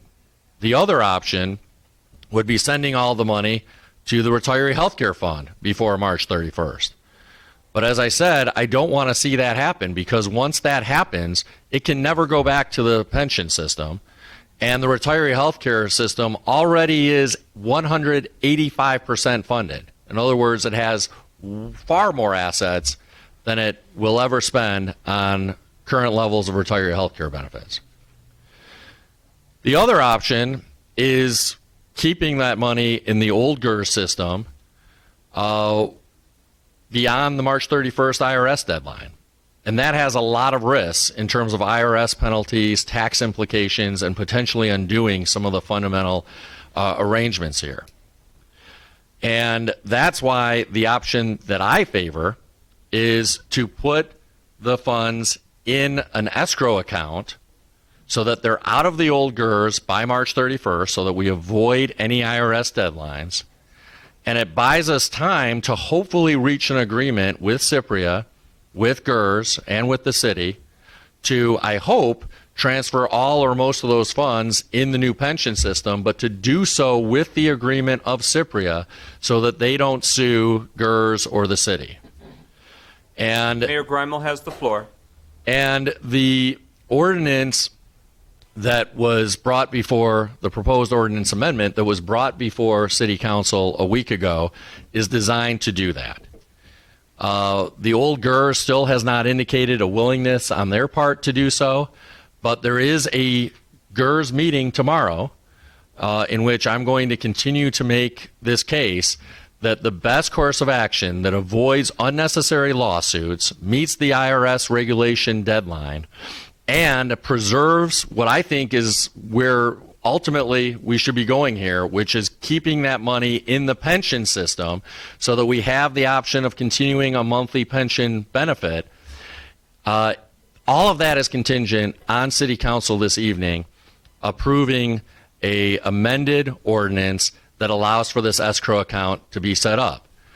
The proposed amendment that we're suggesting tonight is an amendment that would put the money in escrow and require all three parties to sign off on it leaving that escrow account. It would require Cypria to sign off, it would require GERS to sign off so that their interests are protected, and it would require the city to sign off. So none of the parties should have a real objection to this arrangement. And it would say that if the parties can all come to unanimous agreement about the transfer of these assets within 60 days, that it would trigger some resolution provisions, mediation provisions under that settlement agreement. So this is the best way to keep our option open, to actually get it into the new GERS pension fund, which is my goal. I know it's the old GERS's goal as well, and the new GERS's goal as well, while also not getting sued by Cypria and not violating the IRS and incurring all kinds of tax penalties and potentially undoing this whole arrangement. So that's why we brought this before City Council this evening. We encourage City Council to act. Even if City Council does act, nothing will occur unless at its meeting tomorrow morning, the GERS board approves transferring the money in here. And so all of this would simply give GERS the option to not incur a lawsuit, an unnecessary lawsuit by Cypria, and to instead put the money in escrow to allow for responsible discussions and hopefully agreement between all of the relevant parties. If GERS doesn't do so tomorrow, then that's that. We've at least done what we can to try to protect the city from litigation. But the city and Cypria are on board with this approach. We're joined by the city's retiree healthcare attorney, Sam Kopaz of the firm Miller Canfield, and so I invite her to share any insights that she has into this arrangement. Thank you, Mayor, and thank you, City Council, for having me this evening. I haven't been in front of this council before, and it's a pleasure. I think the mayor summed it up great. I don't have a lot to add except for the cornerstone of this is process. The cornerstone of the entire settlement agreement effectuation has been attention to details, following the IRS rules, following our ordinances, and that's what we should be doing here. To unilaterally have the funds moved in contradiction of the settlement agreement doesn't follow the process. It doesn't follow the city's ordinance. And I think that a lot of the parties do want to be able to determine if this $400 permanent enhanced benefit and make it a reality. But we can't be hasty with just moving the funds. There needs to be a process. And if we don't move the funds out, the IRS may come knocking. They may undo the entire termination. They could demand all the funds to be returned to the old GERS. It could be a catastrophic problem if they so choose to do so. So I'm here to answer questions, but this ordinance was drafted with the thought of everybody having an equal say in this process to try to find some resolution to how this excess funding will be utilized in the best way possible for the retirees and the city. Thank you. Mayor Greimel, the amendment language that we saw last week, it has been expanded upon, correct? Since the last week, or will it in fact remain identical to last week's deliberation? It's changed somewhat since last week's, and I believe you have the latest language before you. It's been expanded in that the version before you last week would put funds in escrow subject only to Cypria and the city agreeing to dispersing them. We wanted to address what we thought was a legitimate concern that GERS might have, which is making sure that GERS also has to sign off on any disbursement from the escrow fund. So we added in a provision that says not just Cypria and the city, but also GERS would have to sign off on any disbursement of the funds from the escrow account. And then we also clarified that the funds, all of the funds from GERS would be put in escrow, not just some of the funds, and to also try to address some of the concerns of GERS, that those funds would be maintained as far as possible in the same investments they're currently in. So they would not be sold and reinvested. There would not be any realization of taxable gains or losses, that it would simply continue in the same investments that they're currently in, so that we wouldn't unnecessarily incur any detrimental tax effects from this. Thank you. Attorney Kopacz, did I pronounce that correctly? Yes, thank you. The items that have been expanded upon that the mayor's just addressed, that's all in the subsection 3, correct? Correct. There was a slight modification in subsection 2 that just refers to subsection 3, but otherwise But it's all there. that was before us last week as well, correct? Correct, yes. All right. So can I please have a motion? I'm going to, because if we don't do this, then it might change what we're talking about. Is there a motion to replace the language for the subsection 3 to read, the excess assets shall be transferred on March 31, 2022 to an account for the purpose of holding funds in escrow until the city, Cypria, and the board agree in writing as to the final allocation thereof. If the city, Cypria, and the board do not so agree by May 31, 2022, then Section 24 of the settlement agreement will be utilized, period. If after reasonable efforts have been made, comma, the mediation has not succeeded, comma, each party to the settlement agreement may proceed as it deems appropriate, period. The account shall be controlled jointly by the city and Cypria, and the funds shall remain invested in a similar manner as invested prior to this transfer, comma, to the extent practicable, period. Is there a motion to make that amendment to the ordinance change? I'll make a motion. It's been moved by James, seconded by Nicholson. So this is to make this update, and then if we pass this amendment language, then we'll be back to the main change, and Councilman Goodman will be next on the speaker's list. Any discussion of this particular amendment, so that way what we're discussing is the sort of changed language that is before us. Councilman Goodman. Just to make sure for myself, so is it supposed to be the March 31st date and the May date separately? Just make sure that they're not supposed to be the same. Correct. March 31 is when the assets need to be transferred out of the old GERS, and May 31 is 60 days after, and it's basically a 60-day window for the three parties to negotiate and come to resolution. Thank you. Any other discussion on this amendment? No, not on this. Legislative Counsel Sharp, do you have any concerns about this particular amendment change that we make before we move into roll call on it? No, I was just trying to verify with the clerk that this is in fact an amendment change and not just a change to the motion, just for that distinction. Okay. So, yeah, thank you. Clerk Doyle, are we good in terms of the motion that's before us? You're making an amendment to the language of the ordinance. Correct. Yes. Any clarification or discussion needed? What we're doing is amending the language in this subsection 3 to reflect what the document that is before us. Hearing no further discussion, this is an adoption of the ordinance. This is the ordinance change. This is focusing on this specific language update. Hearing no further discussion, roll call, Clerk Doyle. Rutherford, Yes. Goodman, Yes. Yes. James, McGinnis, Yes. Nicholson, Yes. Parker. Yes. 6 yeas, no nays. All right, that motion carries. So now we're at the main motion before us, this ordinance change. We have the second reading. Any further discussion? Any further discussion? Councilwoman Rutherford. I'd like to hear the opinion of Councilman Parker because he does sit on the board. I'm just a little. I just want to make sure I get some more context about what we're actually doing because I'm a little confused on some of the matter. And you do sit on the GERS board, so I would like to hear your opinion on this part. Thank you. Thank you, sister. Well, my opinion is that I am in agreement with the administration that as we move forward, we certainly need to make sure that we have exhausted all matters to make sure that all the people who are supposed to be getting funds get funds. That was what we were trying to accomplish.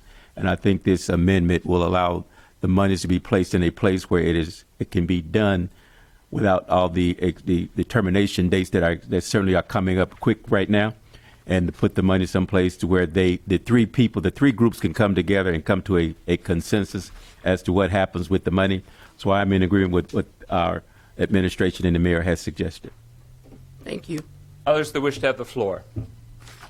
As you could likely deduce, there's a lot of legalese here and a lot of jargon, and we're trying to be very careful that we don't insert any further instability into what has been a very complicated process. The Reader's Digest version is that there are a lot of funds at stake, and there are a lot of retirees of the city who worked hard, who paid in, and want to make sure that they receive their fair due. And we're essentially still doing, here we are a decade later, sort of the legal cleanup and the financial cleanup for the wrath and the instability that the previous emergency management decisions have brought. So this council, and I think it's very clear from this mayor, we want to get as safe harbor as possible so that way the final resolution is that all of the retirees for all elements of the city who worked for any department of the city can, as best as possible, the resources are there.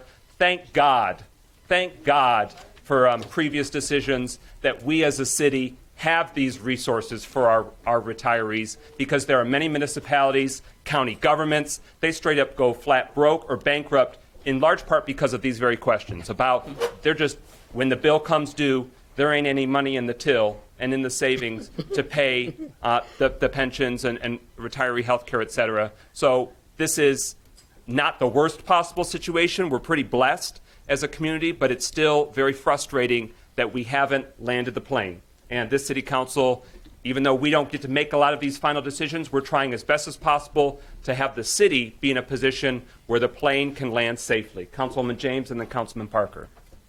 Yeah, I would just like to say that I think it's an excellent ordinance. It makes sense for what we're dealing with.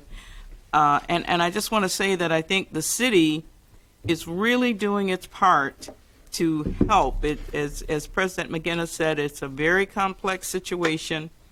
But I do believe that this ordinance, in this ordinance, we are doing the maximum that we can do as a city to help. The decision, though, is really going to be made by these organizations that have to make these decisions. The GERDS board, the CIPRAs, and the other entities, the city of Pontiac. you're going to have to make that decision within the next 2 months, and that's going to be a challenge to really focus on your members and to focus on the people who are counting on you. And I would hope that as we as a city have done everything we can to help you, that you will do everything in your power to help your members and constituents, and in doing that, to make the decision within the time frame that you have of how these funds are going to be utilized. Councilman Parker? Thank you, Brother President. But I think what's going to help to move this forward is that we have complete transparency by all the people that is involved, that the numbers that are submitted are accurate, that the people that are supposed to be getting it get it, that there's not any bogus numbers being submitted to any group that allows more money to be transferred here than there. I think when people are transparent and the numbers come up and we get to that accurate number, then we can certainly get to this ordinance as has been outlined, that people who really need the benefit gets the benefit. And that's what we've been trying to do as a GERS board, is make sure people who need the benefit get the benefit. Others that wish to have the floor? Clerk Doyle, by the way, fresh off of Clerks Institute last week. Thank you for joining us again, Clerk Doyle. Any final context you'd like us to do? This is our second ordinance change as a city council, and my understanding is that, if I'm not wrong, 5 affirmative votes are required for that to be passed. Is that true, or did I pull that out of some other thing? Okay, so just a four majority. All right, well, there you go. So anything else you'd like to cue us up before we proceed into roll call vote? All right. Hearing no further discussion, speakers list is exhausted. We now move into roll call on an ordinance to amend the City of Pontiac General Employees Retirement System to clarify asset distribution of the excess assets upon termination. Goodman? Yes. James? Yes. McGinnis? Yes. Nicholson? Yes. Parker? Yes. Rutherford? Yes. 6 yeas, no nays. That motion carries. We wait with active interest to hear the weighty decisions that will come in a matter of hours. Thank you, Thank Attorney you for your time. Copens. We are now at City Council resolutions. Is there a motion to adopt the resolution proclaiming April 2nd through 8th, 2022 as the Week of the Young Child in I Pontiac? make the motion. Support. It's been moved by Rutherford, seconded by Goodman. We now have that resolution before us. Want to thank those from the Oakland University Pontiac Initiative and Partnership cohort dealing with early education, youth education, for bringing this request to us. Is there anyone from that cohort that wanted to speak on this resolution? I know that there was some contemplation that they might have come. I didn't want to throw out the and go right into voting or discussion if somebody was going to be speaking to that. So with that, any discussion from colleagues on this resolution declaring April 2nd through 8th as the Week of the Young Child? Councilwoman Rutherford. I think this sets a tone in the community to make sure that the young people feel like their voices matter and that they're empowering. So I just am so happy that we're bringing this about. So that's it. Any further discussion?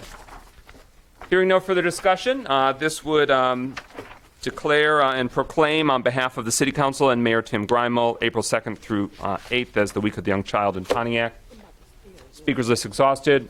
Roll call on adoption. Clerk Doyle. Goodman? Yes. James? Yes. McGinnis? Yes. Nicholson? Yes. Parker? Yes. Rutherford? Yes. 6 yeas, no nays. That motion carries. Is there a motion to adopt the resolution celebrating the legacy of Demetra Leonard? I make the motion. Support. It's been moved by Rutherford, second by Nicholson. That motion is now before us. And we're honored to have some members of Ms. Demetra Harris Leonard's family in the audience. This City Council resolution would read, whereas the month of March is National Women's History Month, which recognizes and spreads awareness of the importance of women in the history of the United States, whereas many notable, strong women have helped shape our Pontiac community for the better through the decades.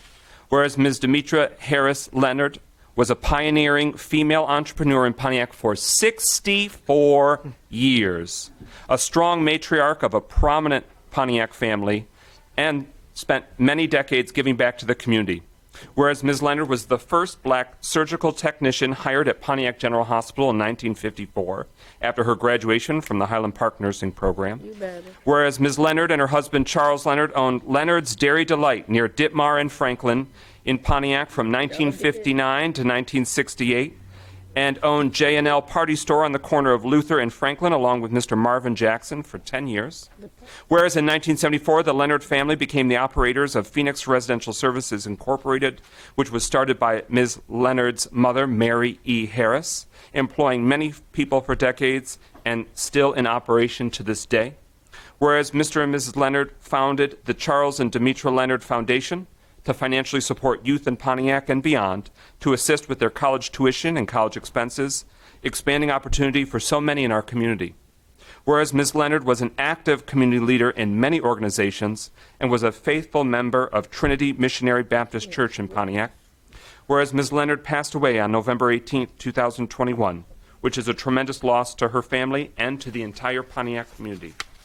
Whereas the Pontiac City Council at our March 1st, 2022 council meeting formally declared March 2022 as Women's History Month in the city of Pontiac, Michigan.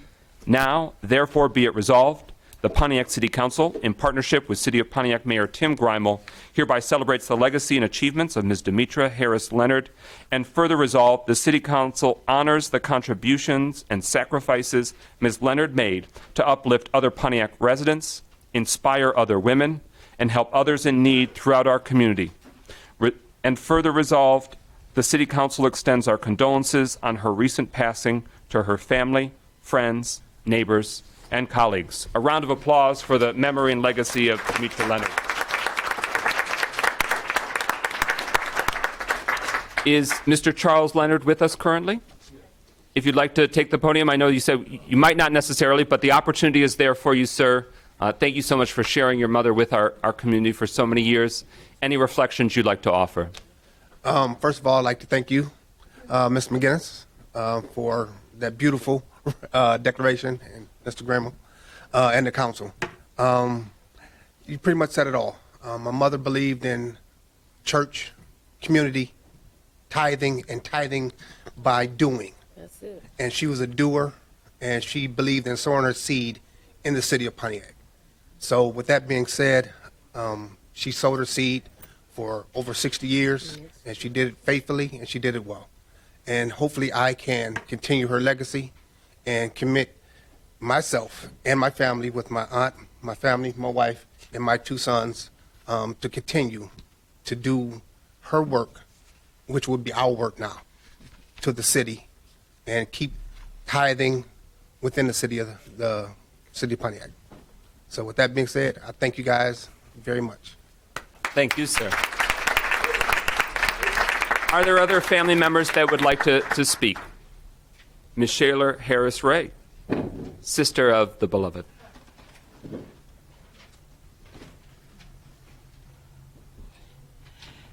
Good evening. I'd like to thank the mayor, assistant mayor, and certainly you, Ms. Smith, the council president, for doing this. I'm really full because I know what my sister did, and she loved this community. Yes, she did.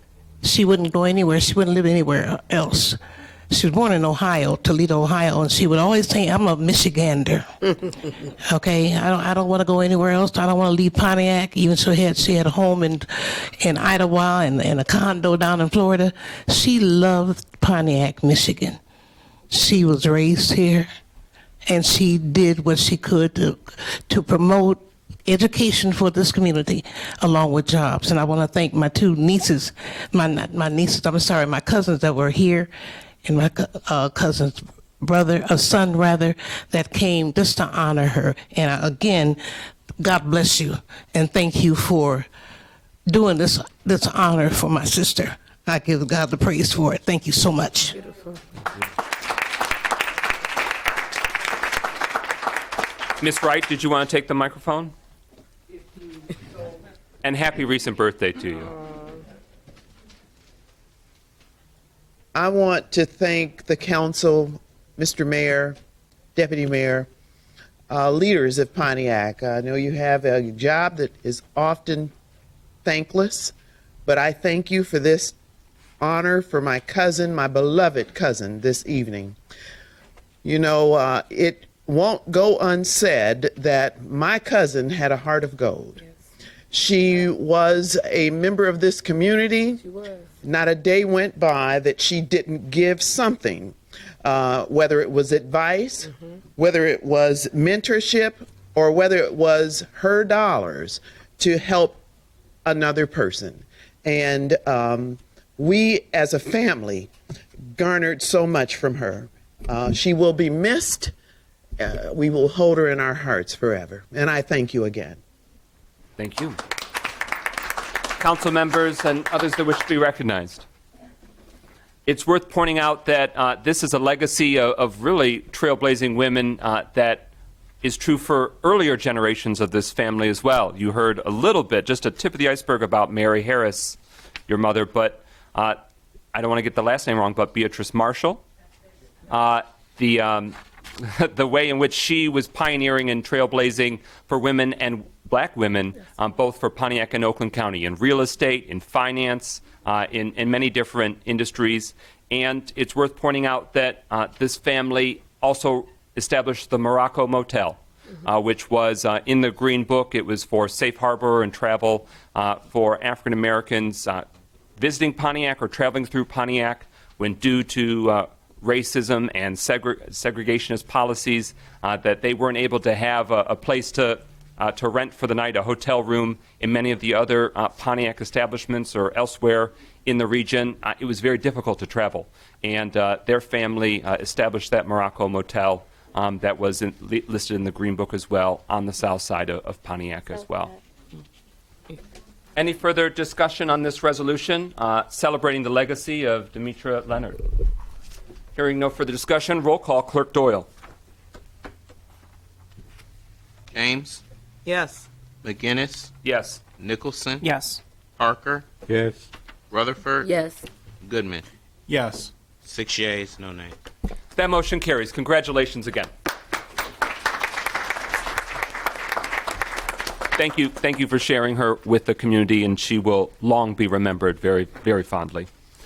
Is there a motion to adopt the resolution to approve medical marijuana commission rules? Make the motion. Support. Actually, I can't. So Goodman moves, Nicholson seconds. Yeah. So that motion is before us. Resolution to approve medical marijuana commission rules. Administration, you want to give us context? Thank you, President McGinnis.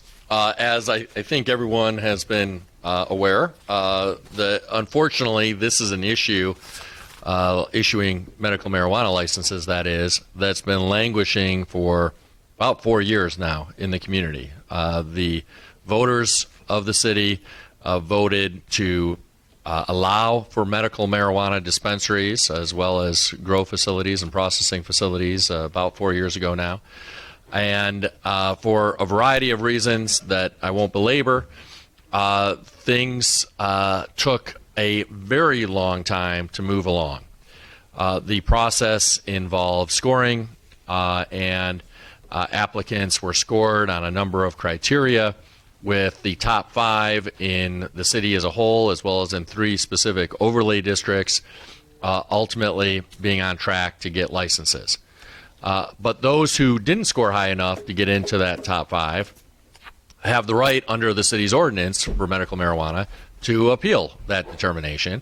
The first level of that appeal is before an administrative hearings officer.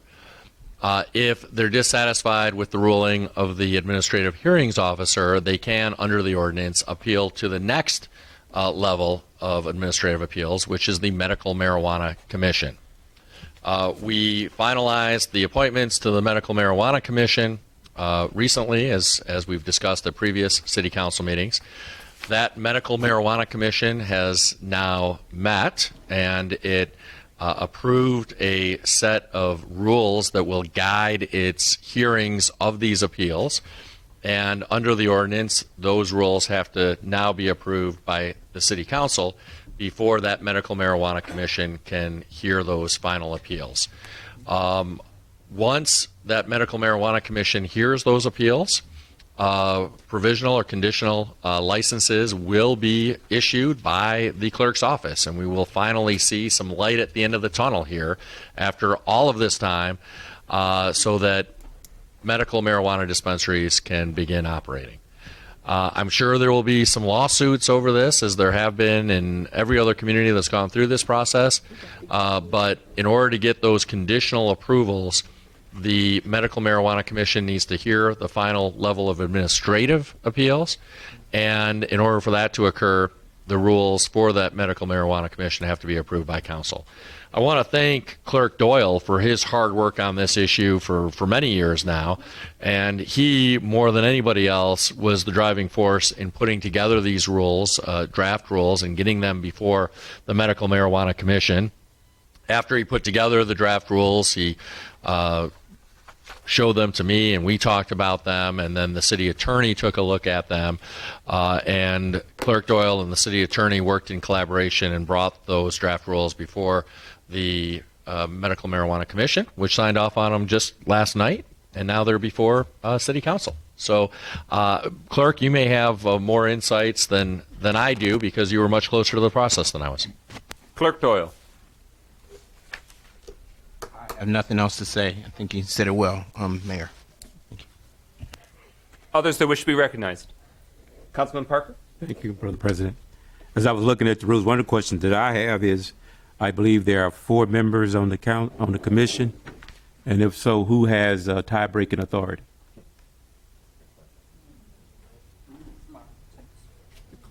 Well, that's a great question, because I didn't write the original ordinance or the original proposal that went before voters, but that was all set out in those provisions. I believe that the number of medical marijuana commissioners, that is to say that there are 4 medical marijuana commissioners, was put in the ballot proposal that was approved by the voters in the city. So that's not something that any of us have control over. It's not even something that the previous city council had control over. It was in the ballot proposal that interest groups put on the ballot and that were approved by the voters in the city. Is that accurate, Clerk Doyle? Clerk Doyle.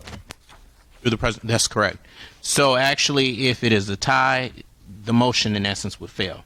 It takes 3 votes for anything to be adopted by the commission. Thank you for raising that very legitimate question. You still have the floor. One more question. Yeah. Assuming, because I noticed that it was supposed to be approved, this was supposed to be approved by those last night, did that occur? Everybody was okay with this? Yes. Okay. They did. The rules were approved by the commission yesterday. Any further discussion? Well, I do have a question. Councilman Parker. I'm sorry. Well, as he just said, if then there's a tie and the motion fails, should that be an addendum to this? Since it's not in there and it's not covered? Since I have not read it anywhere where a tie means that the motion fails, should that not Clerk be in? Doyle. That's just a standard. If a vote ends in a tie, it always fails. You need a majority in order for a vote to be affirmed. Unless it's specifically stated that someone has tie-breaking authority, I thought, but I'm not. No. Okay. No. So it doesn't need to be in here? No, we don't. No. Okay. Thank you. Councilman Goodman? Anyone else wish to have the floor? All right, with that, speakers list is exhausted. The adoption of the resolution to approve Medical Marijuana Commission rules is before us. Roll call, Clerk Doyle. McGinnis? Yes. Nicholson? Yes. Parker? Yes. Rutherford? Abstain? Goodman? Yes. James? Yes. 5 yeas, 1 abstention. That motion carries. Is there a motion to adopt the resolution to approve the contract with Revise for the redesign of the city's website? So moved. Support. Moved by Goodman, seconded by Parker. So that motion is before us. Mayor Administration, you have the floor. It may seem like nothing short of a miracle, but we are on the cusp of finally revising the city's website so that it is not an antiquated relic or antique that seems to have sprung up in the 1990s when the internet was first formed as we know it. And so at long last, after many, many years of having a substandard website, we have, through a collaborative process involving Deputy Mayor Stevens and Councilman Goodman, along with others, recommended a firm to hire to revamp the website and then maintain it so that finally we are entering the 21st century. Others that wish to have the floor. Councilwoman Rutherford. I'm just excited to see what it's going to look like, how the branding, how the packaging is going to be, because it gives us an opportunity to rebrand and refocus our view for the future, and it gives us also an opportunity so that other cities sees what we have. Councilwoman Rutherford has the floor. I'm sorry, what's that? Oh, okay. Councilwoman Rutherford. Thank you. And it gives us an opportunity to see what we have to offer. So I'm just excited to see that. Thank you. Others that wish to have the floor. Councilman Nicholson. Throughout this process, I just hope that the usability is the first thing in mind. I know branding is great and important, but I'm getting tired of explaining to people you have to click 13 steps and then you'll find what you're looking for. Yeah. They look about the 3 steps in, they start to go cross-eyed and think I'm crazy. So I hope that usability is at the forefront. Thank you. Councilman Goodman. I mean, to your point, that was integral part of figuring out this process, because as a person that comes from IT, the more steps that you begin to add in between the beginning and the end, the more problems you create. So I think me and the administration did a very good job of trying to mix between usability as well as practicality and security. He said it. Okay. Want to thank Councilman Goodman. It's a legitimate question in terms of what your city council is up to. In the last 3 months, a lot of what we've been up to is engaging in consulting and advocating with the administration. So this is one example. They had an active work group that was considering the, request for proposals, the proposals that came in, deciding which firms are the best. And on behalf of the subcommittee that deals with that issue area, the chair of that subcommittee, Councilman Goodman, was actively working with that. And we somberly recognize that that wasn't the opportunity always with our local government, but that there's a higher threshold now because we have that collaboration, so that requires more work. But it improves the finished product, and that's part of the reason why there's council buy-in, because we've been actively deliberating and having feedback about what's the best decisions to make. Others that wish to have the floor. Hearing no further discussion, hearing no motions to postpone, speakers list is exhausted. The motion to adopt the resolution to approve the contract with Revise for the redesign of the city's website. Roll call, Clerk Doyle. Nicholson? Yes. Parker? Yes. Rutherford? Yes. Goodman? Yes. James? Yes. McGinnis? Yes. 6 yeas, no nays. That motion carries. We're now at public comment.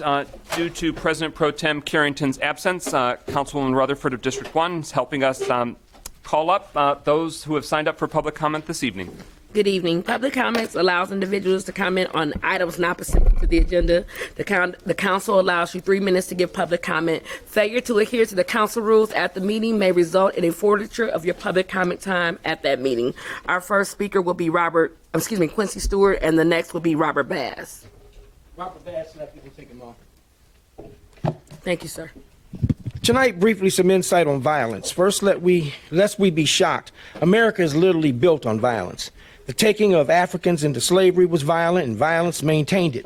The Revolutionary War, which freed Americans who classified themselves as white from the British Crown, was bloody and violent. Every subsequent war America engaged in was violent. The Civil War, Mexican War, World War I, II, Korea, Vietnam, the list is endless. Is it any wonder that there is needless violence in the land? And what's more, is it any wonder that a people subjugated to such unrelenting 400-plus year violence and repression would inculcate violence? What we saw the other night with Will Smith slapping Chris Rock on national TV was an expression of this very phenomenon. Money and fame can't insulate nor erase it. Will Smith probably would not have slapped, let's say, Jerry Seinfeld for such a joke as Chris Rock made. We can have reactionary anti-violence parades, rallies with eloquent speeches. We can carry signs and placards and get on TV when stating our outrage, but it will be ineffective because at the very heart of this violence is the historical institutionalization of violence. Self-hate, message, black life is worthless. Our children witness thousands of acts of violence each month. Our children see police, the government, as enforcers, armed and licensed to kill, and as we see, they sometimes do. Amos Wilson, in his book, Black on Black Violence, said that a sense of powerlessness and interpersonal violence are inextricably intertwined. Absolute powerlessness as well as absolute power corrupts. If we are to address violence such as we've seen here in Pontiac, then we must see it as symptomatic of a larger problem and not the problem itself. Anti-violence treats symptoms. We condone violence to preserve a democracy that does not exist. We arm, train, and praise young men and women to go to war, to kill, or hire them to badge up, walk or ride a beat with a mandate that violence may be necessary to keep the peace. A glaring contradiction indeed when contemplated. Violence for peace. We must have super courageous conversations beyond rallies. We must consult those who understand the issues best. And if we aren't going to address institutionalized racism, white supremacy, then we won't address violence. There will be more teddy bears on street corners, more gym shoes thrown over telephone wires, more crying black mothers on TV news and omitted black men, black fathers, and grieving black fathers. I conclude with this quote from Phil Rywald from the book Society and Its Criminals. Is the contention exaggerated, or does it speak the simple truth that man has contrived his institutions for the combating of crime so that he may in fact maintain it? Up next is Chuck Johnson, and then that will be Claudia Filler. Okay. Chuck, Claudia Filler? Thank you. Mr. Kenny Anderson, you're next, and after that, that will be Bill Maxey.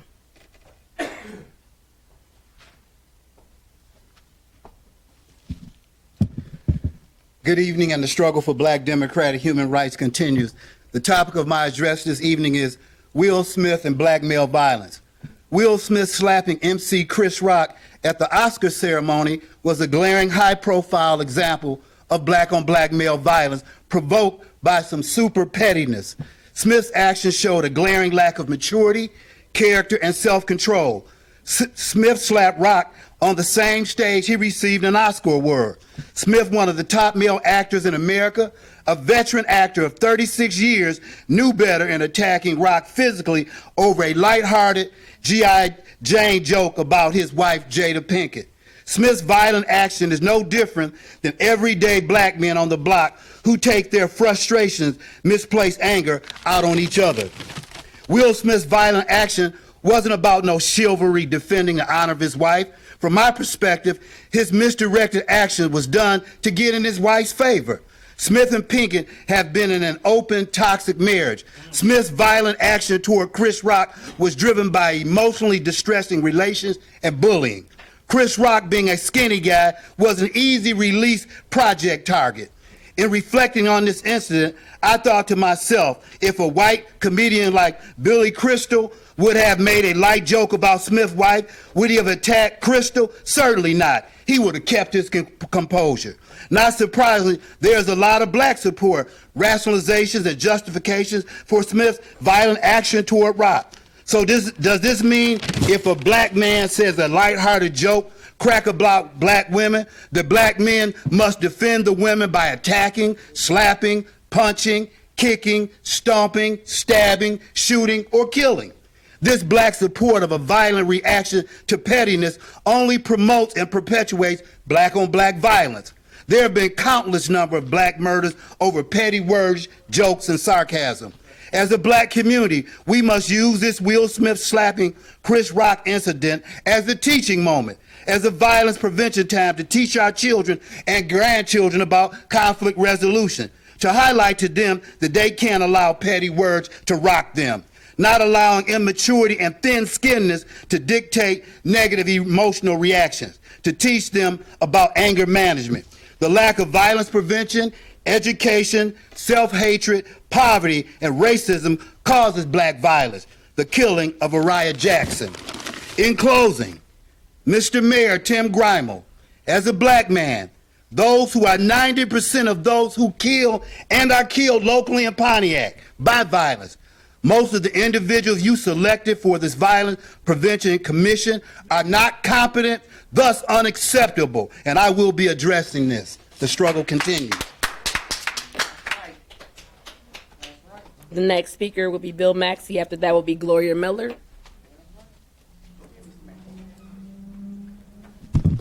Good evening, Mr. and Mrs. Pontiac, community at large, and governors. I have 5 issues of comments tonight. Number 1, Emmett Till anti-lynching law was passed by the Congress and it was signed by the president. We all know what happened in 1955 about his horrendous murder. I forward to the mirror results of my meeting with the Amazon supervisors and coordinators that veterans, we're looking at giving them preference for jobs, which means they get the edge because they're veterans serve their country. So we'll have a second meeting to follow up. Hooray for our veterans. On the same note, veterans, if you need your light, your rent, your gas, everything but taxes paid, contact our office. We will assist you. As far as the other families that are not veterans, we also have a process. I thank the state representative very much today that had a focus group or emphasis on foreclosures. There was information. One part I lacked in particular, you don't have to lose your home. There's free legal service. If you have any problems, call your state rep in Lancet, or you may call our office. Next, we're looking at the seniors getting strange calls. That DTE, give us your social security number, give us your telephone number, and we will expedite that check from DTE for $400. Seniors, do not give your social security number. Do not give your address to anyone because they don't need it. There's no such thing as a fraud. Next, we're looking at evictions. Talking with the state rep. She has some initiatives in Lancet. Too many of our young people and some of the seniors are getting evicted because the landlord didn't pay the water bill. And they will shut your house down because your house must have water. Again, contact your state representative in Lansing or our office. And last but not least, President McGinnis, we have been up at this podium several times asking that you move us up front for public comment. You did answer me and said, I'll give it to my colleagues. I would like, if it's yes, it appears that it's no, please put in writing as to why, so I can put that in my files as to why you would deny. It's either out of respect, disrespect, or do you really value our compliments? To Councilman Brett,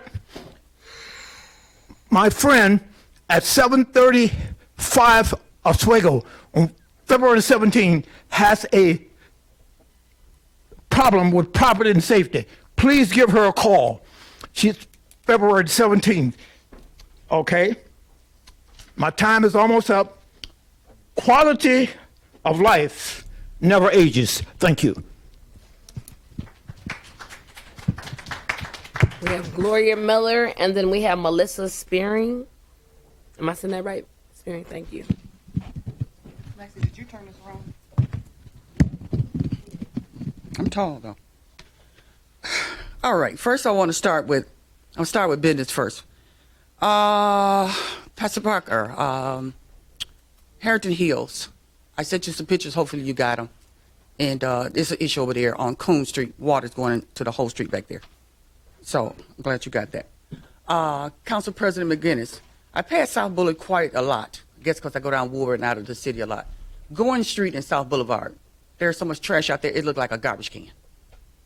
I appreciate somebody get that up. Those are thereworthy for the city. Still do what I do. Now, this is what I'm going to say. And it's going to be unpopular. It is what it is because I've been here all my life. This is the only city I know. And you know, I first want to say about the girls. I'm praying that everything works out this because everybody's in that pocket for the money. Everybody want the money and something. I just pray that my friends, my colleagues that I work with for years don't get screwed. Because I'm going to tell you something. If they do, I'm going to be the first one up here to tell who screwed them. And I'm going to leave that at that. Now I'm going to say about Anaya. My heart go out to Anaya. You know, my parents are gone. And probably everybody may can say this. I had the best parents ever. They were good to me. They raised me. They raised us, 10 of us, 7 brothers and 3 girls. Maybe that's why I'm so tough. And one thing that we had growing up was the church. See, that's what's missing out of the whole city. That's what nobody is afraid to talk about. We had the church, back in even Martin Luther King Day, they came together and they pulled people together. The problem is that they can't tell the kids anything anymore because they don't respect them, because they don't get along. When I was on the council, even before I was on the council, we have over 400 churches in Pontiac. Just think if all of them get together and walk the street and talk to these young people, find out what's wrong with them. Where your mistake is, this committee that the mayor, I know he mean well, but when you start relying on politicians to do your work, you're in trouble. We got to save our own kids. We know what they're doing. These young people got to stop running with the kids. You gotta train them up right. You got to. What happens when the neighbor will tell you, girl, you better go home, or you get a whooping from somewhere. We got to go back to family because our kids are dying. They're getting younger and younger. And so what Kitty had just said, you're right. The problem is, a lot of the problem is the police. Now, when you talk about, Michael, about this camera, this thing coming to the city of Pontiac, what about our kids being profiled? They was in somewhere and they get their tag number, then they all in trouble. See, being black is different in America. When you bring these kind of things to the Pontiac, it's different. It's going to change.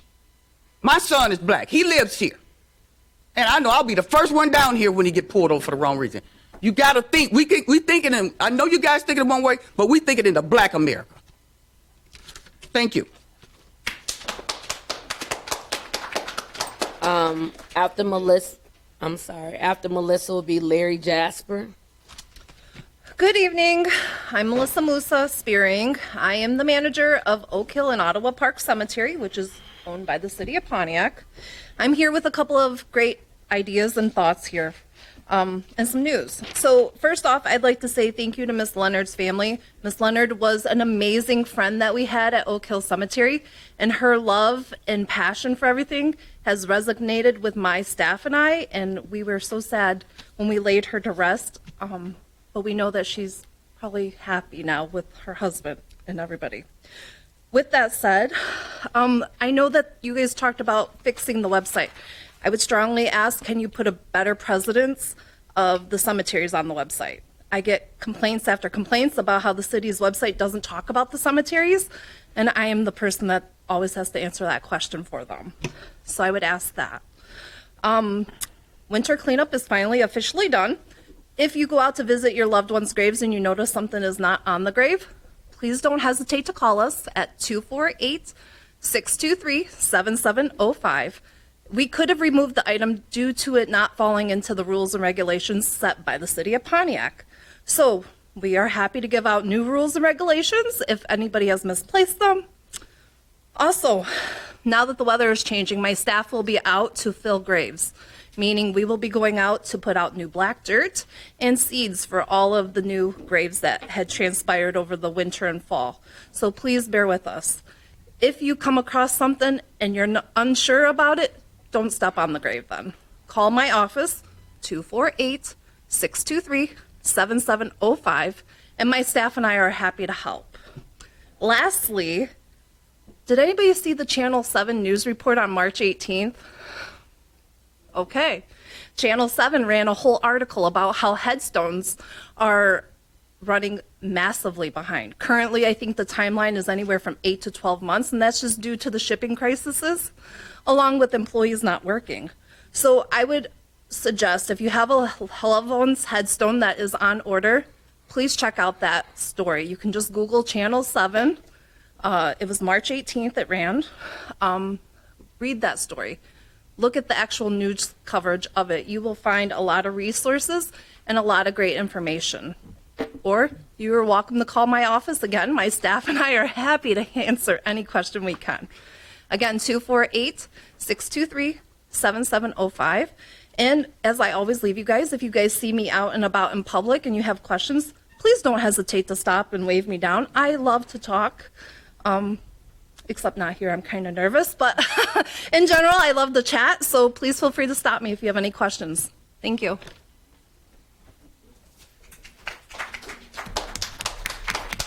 Up next is Larry Jasper, and then James E. Shabak.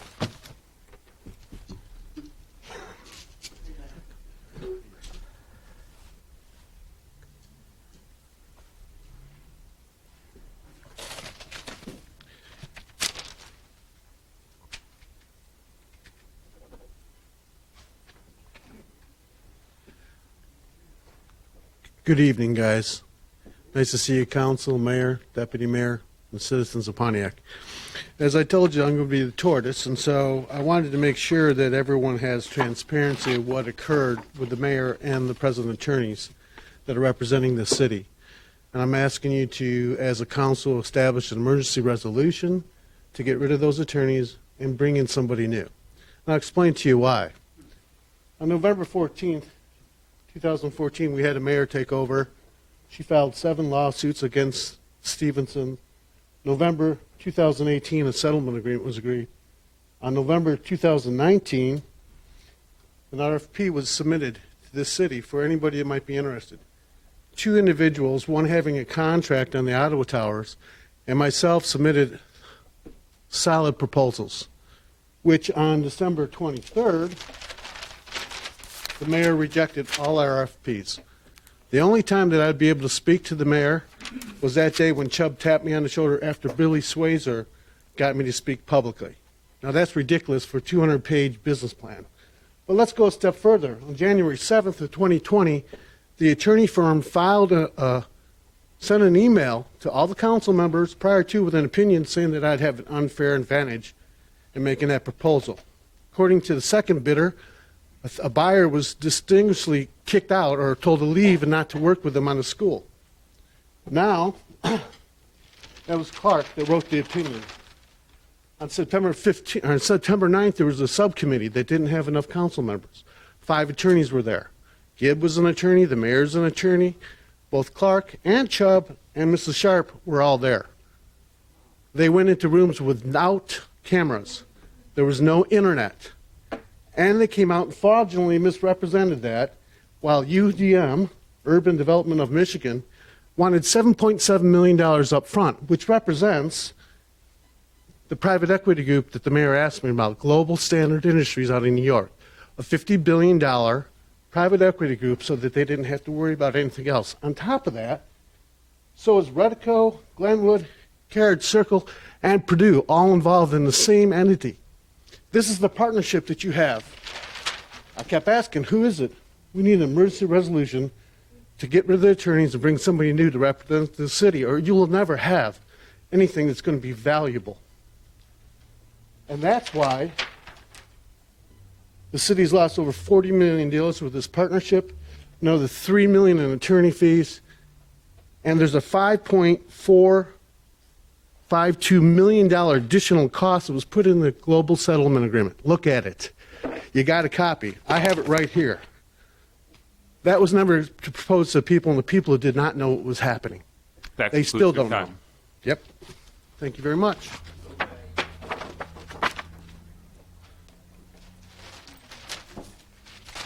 James, Shabish, Mr. Shabish, and then the last one is going to be Billy Swayzer. James Sabish, President, Council, Pontiac citizens. My first question is I'm interested in knowing what happened to the state park objective that I thought was not feasible in Pontiac, a Pontiac State Park. If someone after this meeting could explain to me the outcome.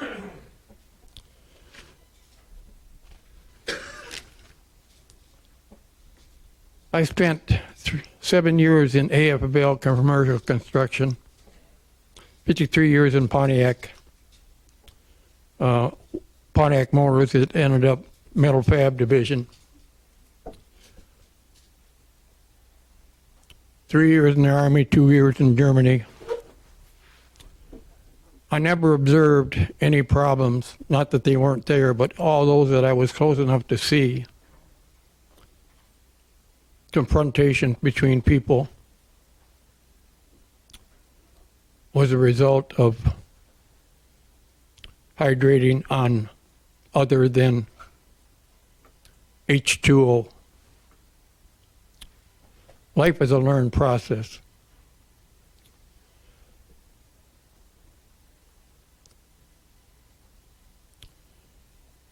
Moderation seems to be a key in a lot of analogies. If you can't function moderation, the next thing is abstinence.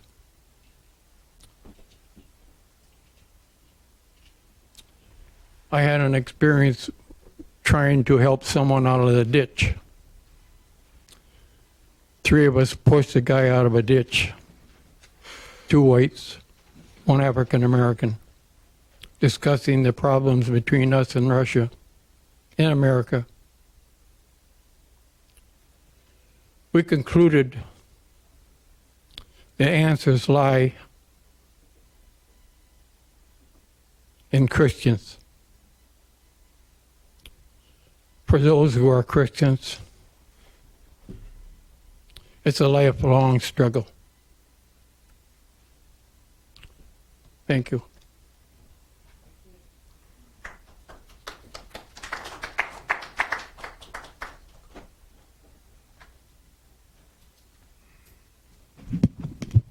Good afternoon. My name is Billy Swayzer.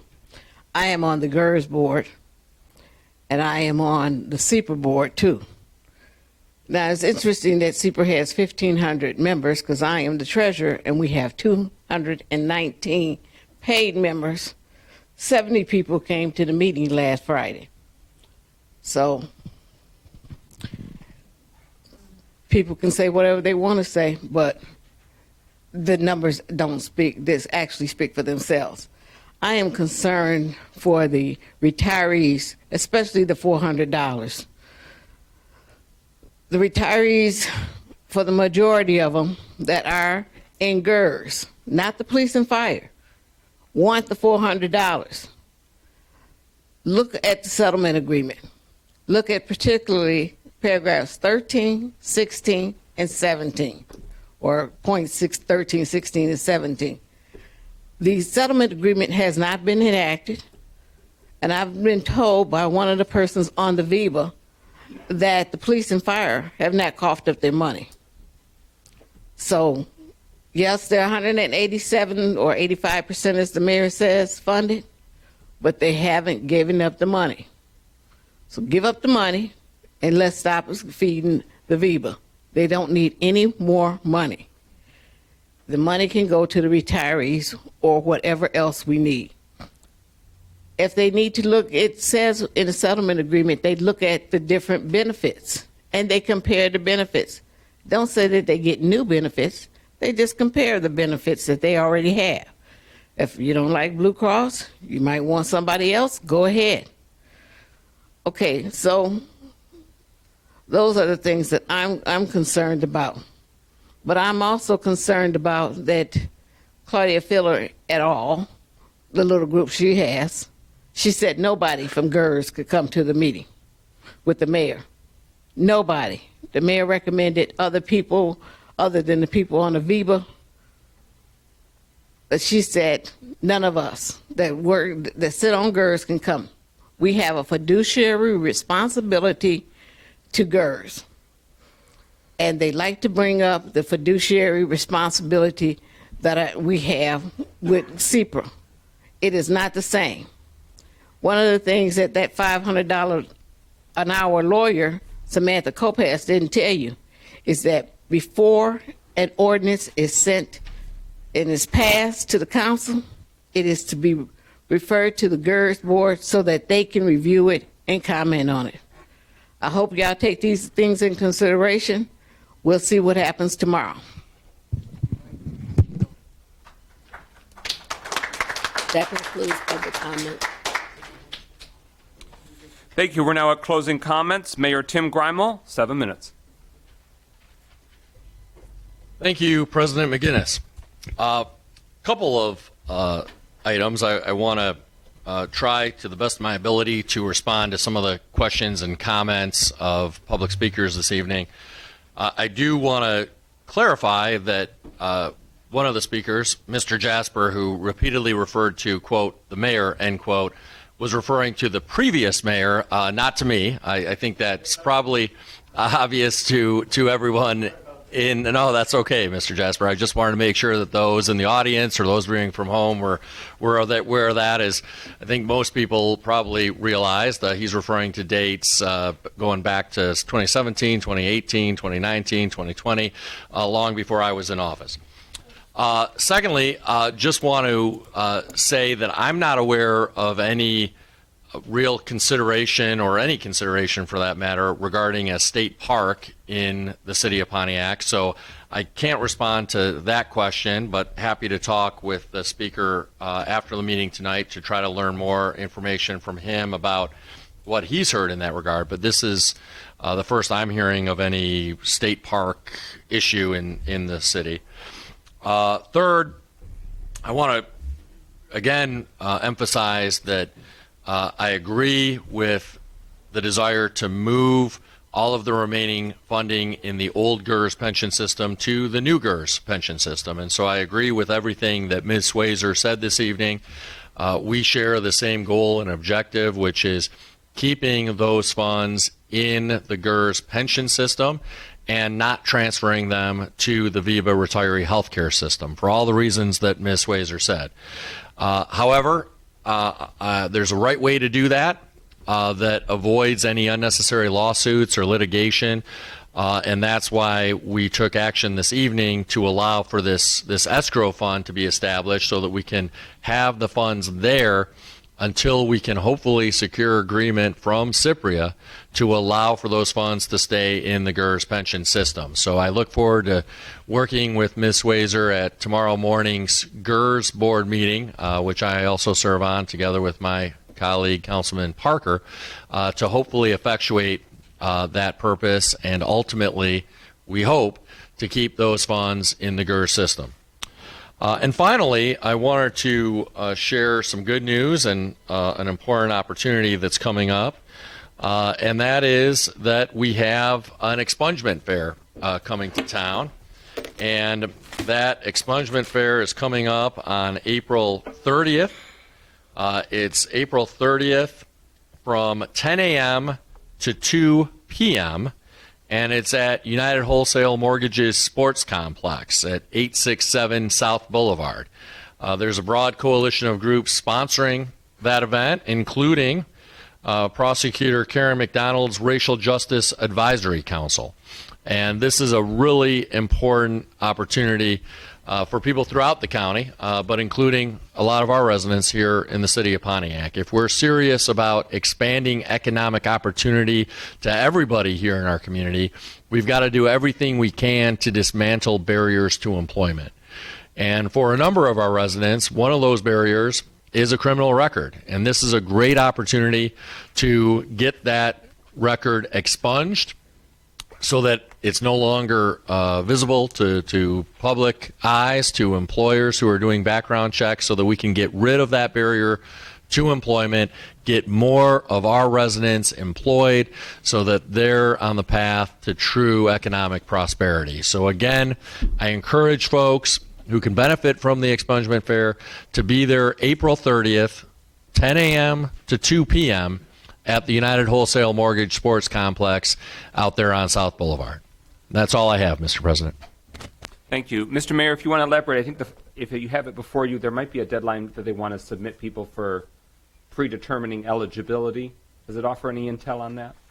I believe it's April 8th, and I appreciate you bringing that to my attention.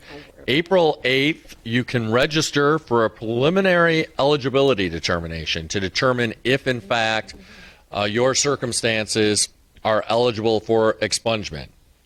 And that website is https://bit.ly/second chance fair. So you can probably do a simple Google search for Second Chance Fair, Oakland County Prosecutor's Office, and get that link. But you need to register by April 8th in order to determine your eligibility. So that way you won't waste a trip going out there if you're not eligible. But because of new Michigan statutes, the folks eligible for expungement have been expanded pretty dramatically. And so a lot of people who didn't used to qualify for expungement do now qualify for expungement. According to the flyer, that includes expungement of up to 3 felonies and an unlimited number of misdemeanors. And it also includes certain traffic offenses as well as first-time operating while intoxicated offenses. In other words, first-time drunk driving offenses are also covered now. Thank you, Mayor. Clerk Doyle, closing comments? No comment, Mr. President. All right. Councilwoman Melanie Rutherford, the songbird of the south side of Pontiac. I'm sorry that Mayor Grimel and I tag team to take away that announcement you had about the expungement fair. You have the floor, ma'am. Thank you. Good evening, everyone. Let's try this again. Good evening, everyone. Thank you. The most disrespected person in America is a black woman. The most unprotected person in America is a black woman. The most neglected person in America is a black woman. That was said by Malcolm X. For the last several weeks, we've watched our country put on display one of our brightest stars, Judge Jackson. We watched her treated as cattle. We've watched her, as we say in the hood, being talked under their clothes. And the question comes to mind, at what point do we galvanize ourselves and make these individuals pay for the disrespect of a black woman?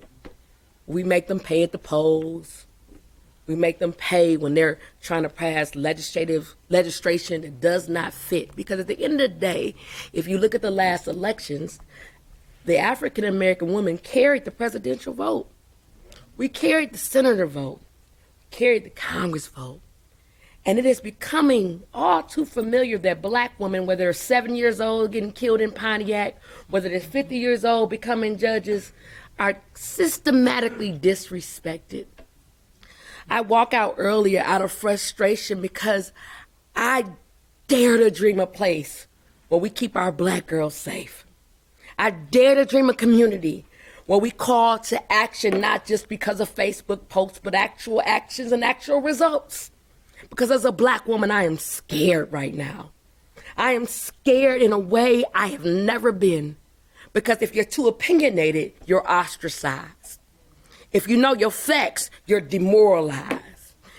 I'm 42 years old and I've never been more scared in my life to be a black woman. But I believe there's hope. I believe there's hope when we sit here and we have full conversations, say, I'm not satisfied with boards.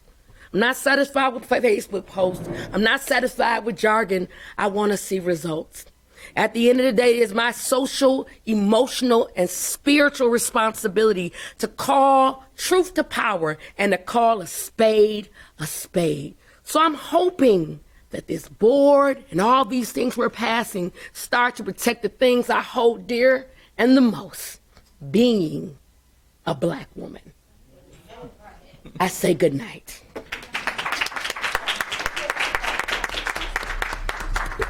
District 2's Councilman Brett Nicholson, your closing comments.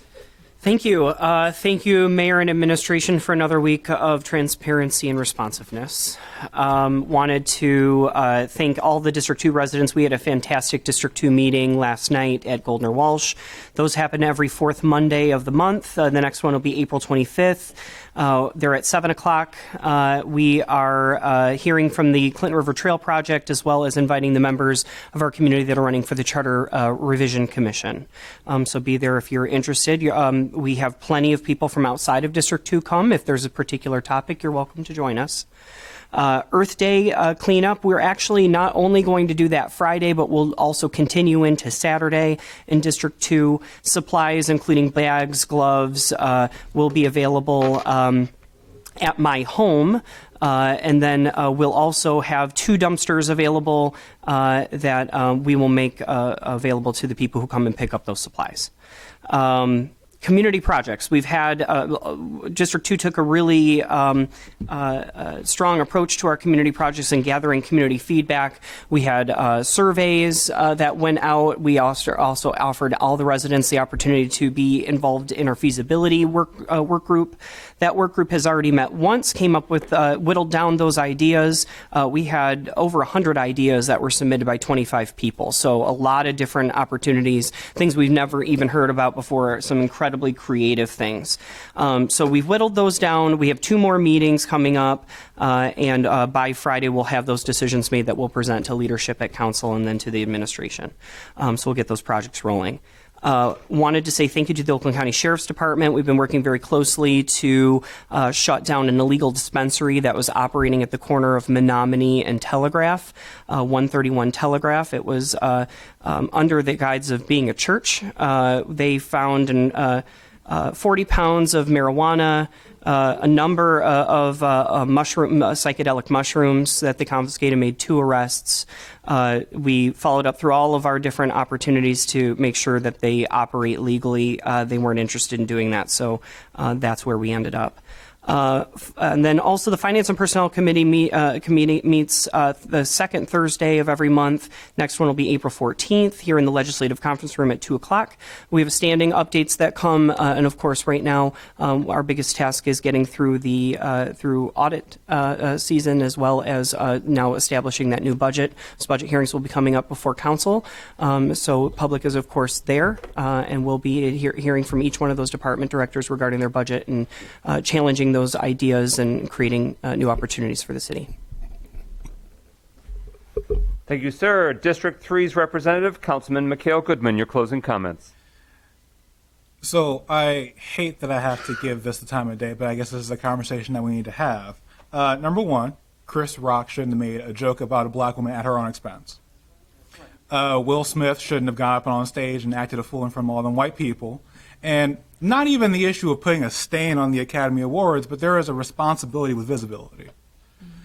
And lastly, the actions of rich people should not affect how we move day to day, because at the end of it, what they do, what a bunch of millionaires do on stage, do not affect what happens to us day to day.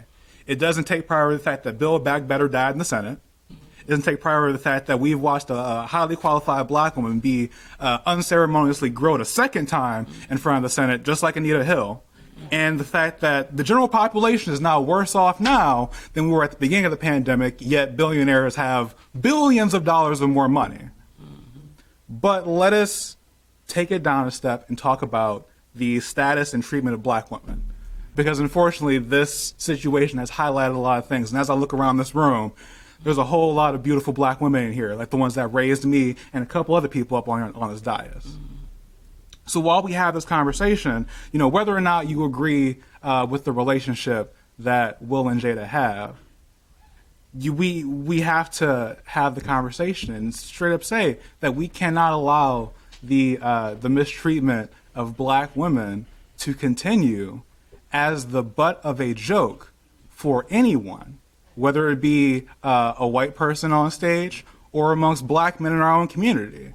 That's not something that we can continue to do, and it's time for us to have that conversation and have a real truth-seeking mission here, because this highlights a lot of things. And as some of the comments that happened tonight, there are some opinions about this that, for example, I don't agree with. Because again, when we have this conversation, it's not just about someone's actions on stage. It's not just about how people behave themselves, but it says a lot about how we as a society view certain members of our society. As Councilwoman Rutherford said, the most mistreated, and I'll just sum it all up, is the black woman. So when we look at the situation, I say that it's really irresponsible to pretend as if we can't walk and chew bubblegum at the same time. We can have a conversation about what good jokes are. We can have a conversation about what reasonable responses are. But we also have to have a real solid conversation about, again, the treatment of people in our society. And for us to pretend as if we can't have multiple conversations at once, it's disgusting.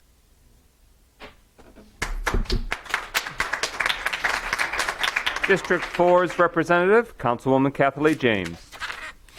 Yes, District 4. First of all, good evening, everyone. District 4 did hold our community meeting via Zoom on March the 24th. We had a great meeting. We made some decisions on our community projects, and the focus is going to be around some placemaking activities in District 4, as well as some community events, because folks thought that it was time for the community to come together and do some community events together. So we're going to be kind of focusing in those areas. Our spring cleanup is going to be April the 20th. We're going to be cleaning up the Cherry Lawn Park in Pontiac. So if you live in the Cherry Lawn, in the Yale, the Ypsilanti area of the city, if you would be interested in volunteering to clean that park up, please give me a call at 248-425-4663. We are also going to be planting some trees in that area. So if you're interested in helping us to get some trees planted, there will be, the holes will be dug in advance, so you don't really have to be Superman to do that. But if you would like to help us to plant trees, please give me a call. Again, at 248-425-4663. I think we've had some great conversation. I want to commend my colleague, Councilwoman Melanie Rutherford, for her beautiful comments tonight about womanhood. And I think everything that she said is very deeply felt, particularly with the actions and the activities that happened with the confirmation of the Supreme Court nominee. And I mean, you get to the point where you just feel like this is something that is so deeply a part of who we are, that Black women just seem to have to take the brunt of so much of what happens in our society. You wonder if there's anything that will ever change that. It doesn't appear to be that way, because it doesn't appear that anything will change anytime soon, because Black women continue to really have to carry the major responsibility, for her community, for her home, and for society. And boy, I tell you, she could use some help. And with that, I want to say that, though, that we are celebrating, this is the last week of Women's History Month. March is Women's History Month, and we have appreciated a lot of women during this month, and that's good, of women who have done a great work, who are no longer with us. But I want to just, in this last month, to commend every woman that's in the audience, for Councilwoman Rutherford, for everybody that is in the audience. All of the women should be commended. You all deserve a hand for what you have allowed this country to get through during this pandemic.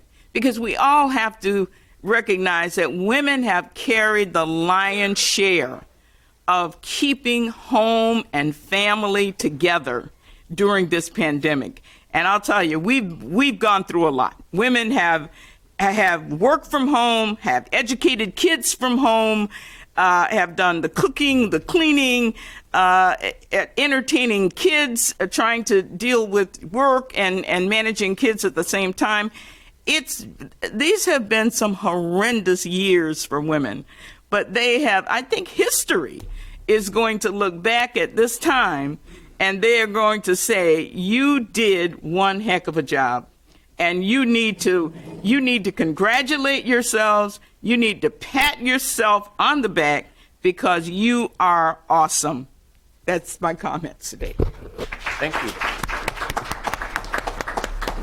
District 5's representative, Councilman William Parker, Jr. Good afternoon, Pontiac, and good afternoon, District 5.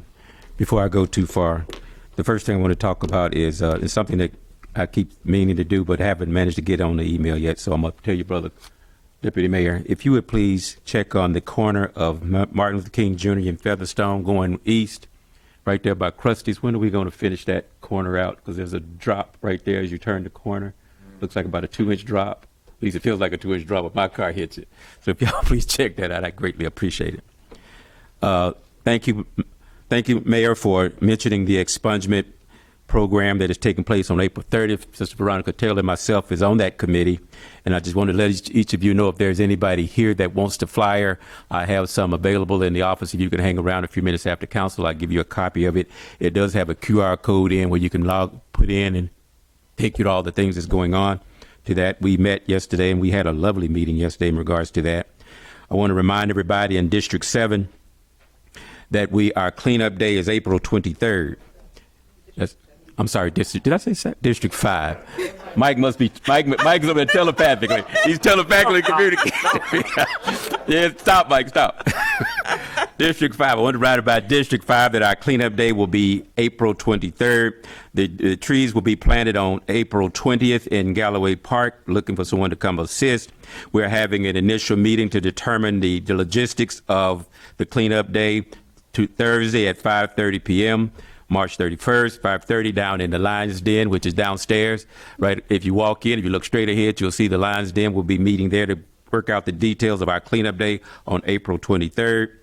I see Madam Miller left, but I just want to make sure that she understood. Yes, I did get her email, did forward those to the Blight Committee, and I did forward also the rest of it to the DPW department. Also spoke to the issue on Coon, because not only is there a lake in the backyard, there's a cord running out the window that looks like it may be connected to some electricity. So I did tell the DPW, and they're supposed to be checking that out as quickly as possible. And I believe that as a pastor, I could speak to the issue what the church does. It's difficult for churches to do anything when people don't come. Let me say it again. It's difficult for churches to do anything when people don't come. And it's even more difficult when we try to do things with younger folks when their Sundays is tied up with soccer, football, basketball, any other activity, because when they used to not do them on Sundays, they now do them on Sundays. And now mama's got to get their kids these activities, or else they don't think they've been effective in the community. And so churches are challenged. And this is not the first year they have been challenged. They continue to be challenged. I've watched neighborhoods myself, watched people look me in the eye and swear I wasn't standing on their porch.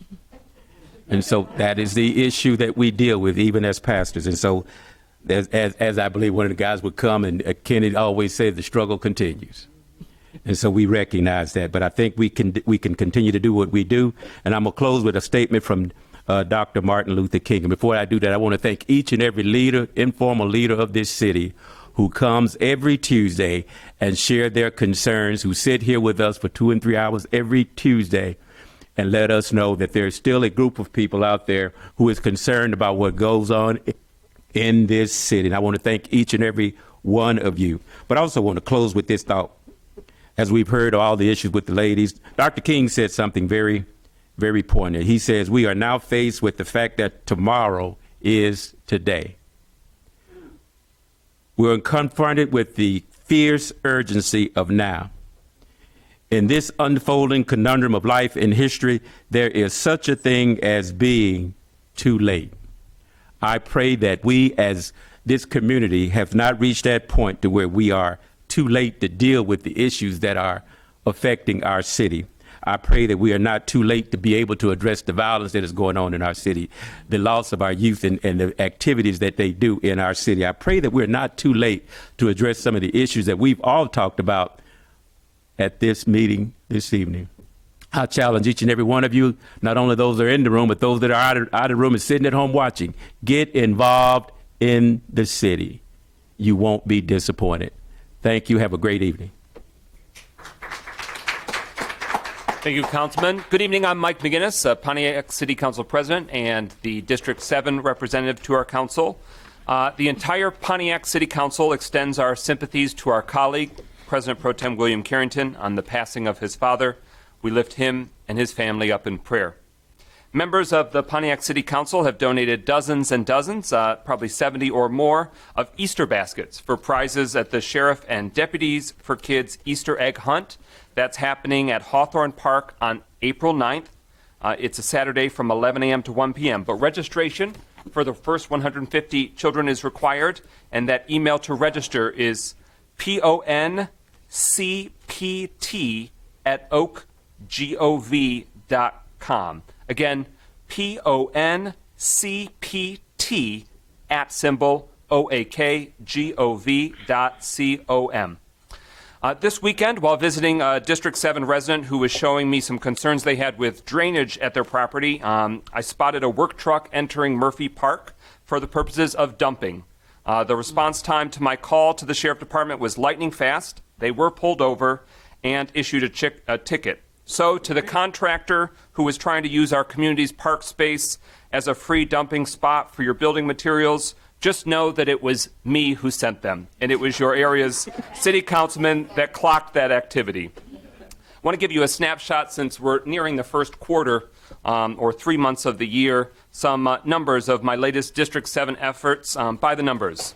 Over 100 phone calls returned, over 20 council resolutions written, 22 missing street signs submitted for replacement, 15 burned out streetlights submitted for replacement, 14 city council meeting agendas finalized, 14 city council meetings conducted, 12 pothole areas submitted for patching. I feel like it's the 12 days of Christmas here. 7 missing streetlight poles submitted for replacement, 5 council subcommittee meetings attended, 5 district-wide email updates written, 4 dumping and code enforcement concerns reported, 3 open drainage and flooding concerns from residential properties, 3 burned out structures pushing for demolition or cleanup, 3 trash can and trash collection concern assistance calls, 2 abandoned vehicles on Chandler Street reported for clearing away, 2 District 7 neighborhood meetings successfully held, 1 missing stop sign for residential neighborhoods replaced, and 1 West Manor that still stands, kind of ish. And want to salute, as my final comment, want to thank the mayor's office, who's being very proactive